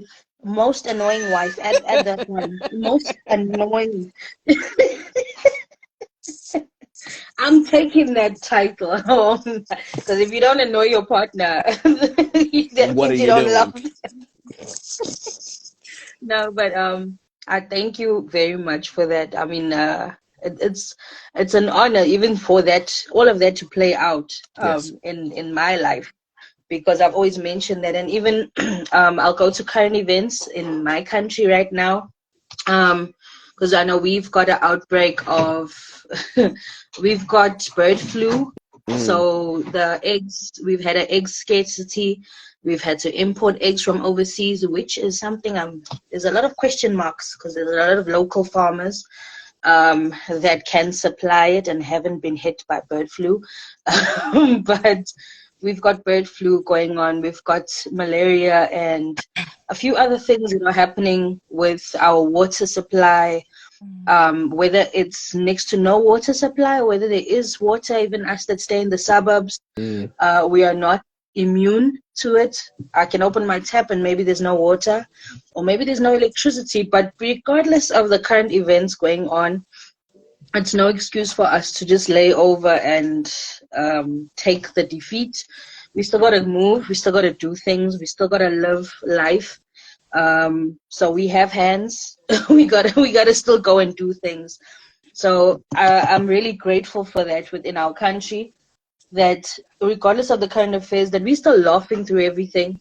You'll never meet someone from South Africa that will tell you the problems of South Africa or Africa in a whole and really cry about it, unless they're just looking for a handout. But we laugh instead of crying. So, which is a good thing. We make a joke out of everything. Our president is called Cupcake. We love him to bits. But regardless of that, when it comes to the aging, it is a really interesting topic. Touchy for some people, because I realize that some people genuinely really don't want to get old. Yeah. Because there's certain names that we call people out here, like older men. In our communities, we'll say like Bali, like meaning like, hey, old guy. Yeah. But it's a sign of respect. And some of them don't want to be called that. Yeah. Like, hey, who are you calling that? So I realized there's some old men that don't want to be called that old. And also some old women that don't want to be called old, or don't want to change as well with the times. But again, as you guys mentioned within the conversation, the nice part is our generation is genuinely the bridge between the old and the new. Yes, we're very tech savvy. Yes, we're still learning some things. I tease my husband because he didn't know how to react on certain posts on Facebook. Yet he's a tech guy, so he didn't know you hold the button and then the reactions come up of love and all those different things. So I'm enjoying that also about our generation, is there's some things that we don't know and we need the younger generation to teach us. But as long as we also remain teachable, we will continue to grow and still be that voice of reason for them. Yeah. That voice of reason for them to understand certain things, because there's certain lessons emotionally that they are not getting. And that's where we come in, and we got to really bridge that gap for them and really help them understand how to maneuver through this thing called life that is not kind. Sometimes it's really harsh. Yeah. And sometimes we hear a lot of no's, and sometimes we find our gray hairs, and a lot of people get angry about it, and they go and buy a box of colorants. And then there's some of us that are annoyed. I was annoyed that my gray hair is in the center of my head. I was like, you should have been here, girl. Like, I was going to really flex, you know, but because that's how I was raised. My grandmother was proud of her grays. My mom is proud of her grays, but I come from a family of women that doesn't get a full head of gray. They have like highlights of gray, so I've seen what my future is going to look like. Yeah. But regardless of that, aging is a beautiful thing. Growing and evolving is a beautiful thing. Be patient with ourselves, because your body might move a bit slower than it used to. There might be some creaks in between the knees and the joints, but we're gonna just, say, hey, now there's a click making a noise there. I know we were laughing about that, and your wife was making those comments. My husband does the same thing every day when he comes home from work. He's like, can you hear my leg is clicking? Can you hear that sound? That's So hilarious. we gotta be patient also with our bodies. I know, I had a good Yep. time, like, literally We gotta someone be looking at me, patient. like, you're 36, and, like, Av, like, pointing out in the comments, like, yo, you're 36? And it's like, yes, I'm 36. And it was like, nah, you look young as a bitch. And I was like, Well, thank you, motherfucker. You know, like I don't know how to respond to that, but yeah. Yeah. Shouts out to my cousin again. I love my cousin. We, yeah. Yep. And that's the thing, is we learning also to be patient with ourselves, that we're learning to work smarter and not harder. We learning how to do those things, because we got to understand also, once we get to that certain age, we can't be lifting heavier things like how we used to. We got to figure out a different way of how to do those things. And that's the beauty of getting older and wiser and more knowledgeable, is because you start figuring out other ways of doing things better that are not going to tax and put strain on your body. And that's what I'm gonna leave out. That's beautiful. I know, Shinobi, you had a question, so I was gonna say ask your question before I finish and end out the show I and mean, give some announcements. I know. So the quick question was, I know, and I'm just talking on some social media shit, current event shit. Mr. Beats, he came down to Africa. He made a lot of water wells in Yeah. Africa. And of course, it was kind of being blocked at the end of the day. Was it like, I know Africa is very vast and very large. Was it somewhere in your area at the end of the day? I heard that story as well. I didn't have to dive deep into it to understand why it's not going as according to plan. This is the thing I'll always say to people that want to help from the outside is, don't be so spontaneous to help. Mm. Assess the situation on a political level first before just jumping into things. You have a better success rate of doing things in an area like a rural area, where the land is run by chiefs or a chief and other community heads, than an area that is run or owned by government. If you're going to go and make wells or places where it's going to help with the water shortage within South Africa or Africa on a whole, you got to make sure. I would do it on a place where I know it's a village and it's a piece of land that's owned by the chiefs Yeah. and by the people, and not owned by the government, because this is what government does. There's also another story of an amazing businessman. He's from out here. His name is Vusi Tembegwayo. He's also an example of someone that tried to do something great, had a whole business school. He set up a whole building, huge building. Everything was locally built, locally sourced, local hands. Everything was, he even paid pre-hand, I don't know, 1.8 or so million or more for courses at Oxford, were prepaid for, and were going to be given to kids to study via correspondence here. They were going to sponsor kids. So they were free. They were going to get free courses, opened with the open center to the community. But because of government and our corrupt government, I can't speak on the rest of Africa, but South Africa's corrupt government, if government doesn't do it and doesn't have their hand in it, it's not going to succeed. It's not going to work, because everything works on a bribe. Everything works on a bribe. They want to eat from that money, all those millions, excuse me, all those millions that are coming into the country. They want to eat, because when you're converting dollars and euros and pounds to rands, South African rands, or the Zim dollar, whatever else that they're using, it's a lot of money. It's so when it comes to even with that, my best bet is to say that it's very political. Everything that goes wrong, that is meant for the people, that goes south, there's always a political affiliate that's involved there, because it didn't touch their hands first. So when somebody from the outside like him comes in the country and tries to do that, they see it as a sign of disrespect. Like, who are you to come here and do all of that? Did you even come and pay your dues? Yeah. Did you even come and give us something for cool drink? We call it cool drink money, but we know it's called a bribe. Yeah. But you didn't even give us something for a cool drink or a KFC. So that'll always be, I mean, if they did it to somebody local, it doesn't surprise me when they do it to somebody on an international level. The sad part is, I don't think he'll come out and publicly say the full story. Yeah. But if he does, like, I'll be like, yeah, you finally did it. But I don't think so. Low key, I'm scared to death because my wife wants me to go to Nigeria to meet her family, and I'm just like, yeah. My American mind is very out there. Like, oh, we got masquerades, they'll hit you. And I was like, I will whoop someone's No, ass. And yeah, so just I'm just come. like, I have to Yeah. get out of my American mind because she was like, yo, if you try to beat somebody else, some 5 more people will come out here and beat your ass. I was like, I don't care. I'm gonna whoop someone's ass at the end of the day. Like, that's just me. No. That's just me.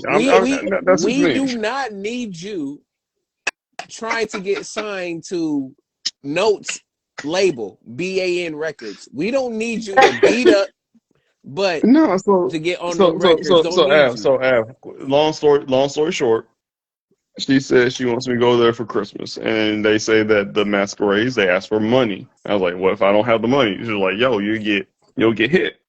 I was like, if I get hit, I may Yeah. What? respond. You know Well, what I'm saying? But I'm American. You know what I'm saying? Like whoever hits me, yeah. me and him was going to 1-on-1s, and like if anyone jumps in, then at least I'm taking out that person that hit me first. You know what I'm saying? So my wife's like, no, it's fun. Don't do that. No, just give Fun. them what they want. I was like, no, what the fuck? Just Oh wow. so it's weird. Like I said, I'm American. I can't even help you. Yeah, I won't I'm even be just able like to I'm help you. Like, American. you're You this know, far, bro. I'm. Yeah, then Oh my goodness. my wife is a my wife is she's a princess to one of the tribes, and I'm just like, okay, you're safe. I'm your husband, you know. Like I said, Aladdin's my worst favorite movie at the end of the day because that's not a Disney movie for a princess. It's more about the man at the end of the fucking day. You know what I'm saying? Like this dude literally came from rags to riches. You know what I'm saying? It's not about a fucking princess. You know what I'm saying? Jasmine was And all good, and that's not the part all that you good. should be scared of, though. Like Nigeria is not just that. Like the part that scares me about the whole of Africa is not even just the violent part, is witchcraft, because you'll just be seeing ghosts rock up out of nowhere. And this is like, I'm not even gonna hold you. This is true facts. Some people even out here will be like, we don't mess with those people because of this. Like, I'm not playing with people from like Limpopo or Zim because of this. You know, like some people are like, Yo. some people don't even need to throw hands. You'll just be seeing a ghost rock up in your house and like, That's all. I'm not yet. But no, that's the only question I had to ask. Because the other day did want to put a Nando's in Africa. 'Cause I was like, yo, y'all brought South Africa Nando's here in America. Why is it not in Africa at the end of the fucking day? You know what I'm Nando's is here, bro. Like it's really, Nando's is all over and it's so delicious, but at the same time, but the thing is, when anyone, my advice always is the same thing to anyone and everyone that visits. Even with the art space that we've opened up is a tourism space now. We have people that we accommodate from the outside that come in. saying? And the best advice we always give is, number one, you don't know anything. In order to understand the culture, because some people might see someone living in a shack or, a 1 bedroom, not even smaller, or the quarter of this room, and see it as like emotional moments and cry, whereas that person is the happiest person on earth. I mean, they're Like not I even said, interested in your story, you understand? So the first thing you got to understand is that you know nothing. Yeah. You just come in there like on a clean slate. I'm just coming to observe and learn and be very respectful. Even if I don't like the taste of the food, I'm going to swallow it and just keep quiet. Because if you're going to spit some African people's food out, you are looking for trouble. Just keep quiet. Even if there's too much salt, just keep, it's delicious, and move on. like I said in my recap, different levels. You know what I'm saying? Here in America, you know what I'm saying? I'm level whatever. But if I'm going to a new land, if I'm playing a new game, Nah, I'm playing by the rules. You know what I'm saying? Yeah, you on I'm level side I'm 0.1. side questing. You know what I'm saying? Until I get to where I need to be. But Yes. yeah, yeah, I ain't trying to go in like, yo, I'm that guy. No, that I will get fucked up 100%. I'm sorry, guys. My phone is dying. So I just want to say good night. And it was great talking with all of you guys. Yes. But my phone is about to like shut off any moment now. It So is all good I good. please you, Thank you, I Chris. please you to meet you. You know what I'm saying? And thank you for coming on, Chris. You always know it's love. So I want to give you your flowers. Thank you so much. and happy birthday, Kim and Shinobi. Yeah. And Chris, send me your address. I will be getting the shirts on Saturday. Alrighty, sounds good. All Good night, right. Peace. Well, that was beautiful at the same time hilarious roundabouts. We ain't afraid of no ghosts over here. I'm just playing. But to wrap up, y'all. To wrap up for tonight. Mm. Thank y'all. I want to say again, thank you, Shinobi. Thank you, Kim. Thank you, Ty. Thank you, everybody who's in the comments for coming. Much love. Again, this is how we continue to not only build the community, but at the same time come together, like on topics. Like you don't see again, like you said, none of us are yelling. We're here and we're really getting down to the reasons of why each person has their thoughts on things. So I appreciate you for always sharing. Appreciate y'all for always coming through. Now, when it comes to current events, like my brother Shinobi said, minus the nose hairs. Um, minus the nose hairs. And Kim said the same as well. Oh God. When it Go comes ahead. to the current events, making sure that you are aware and properly prepared on what's going on. Because at the end of the day, there's always something that's happening near you locally. So it's important that you properly prepared, not only yourself, your loved ones, but your family, so then you can know what's going on. Again, proper preparation prevents poor performance. So make sure you know what is happening and what's going on locally, and if you can, globally, because it all has an impact. Two, Um, when it comes sorry. to aging, again, I'll look at it again. I'll say it like this. It is a double-edged sword. It is a beautiful process, while at the same time, it can be a very difficult process. And it all depends on how you look at it and your attention behind what aging is. Some people will take it negatively. Others will take it as a point to growth. But in that main frame, as you're aging, you're coming to add more levels to yourself, as my brother was saying. And as you add to those levels, it's always very important to just reach back and share those moments and those experiences that you had with previous folks and kids and everyone, so that then they might have some of the playthrough for that level and then also find more treasures within that level. So don't be afraid to share your experience and don't be afraid to take on that process. Lastly, when it comes to when do we outgrow ourselves, you could be a late bloomer, you could be an early bloomer, but it's all about time and letting that time flow naturally. Don't force it. Growth is going to come regardless, because guess what? You get up every day and you live. Another day that you live on this earth is another day for you to learn.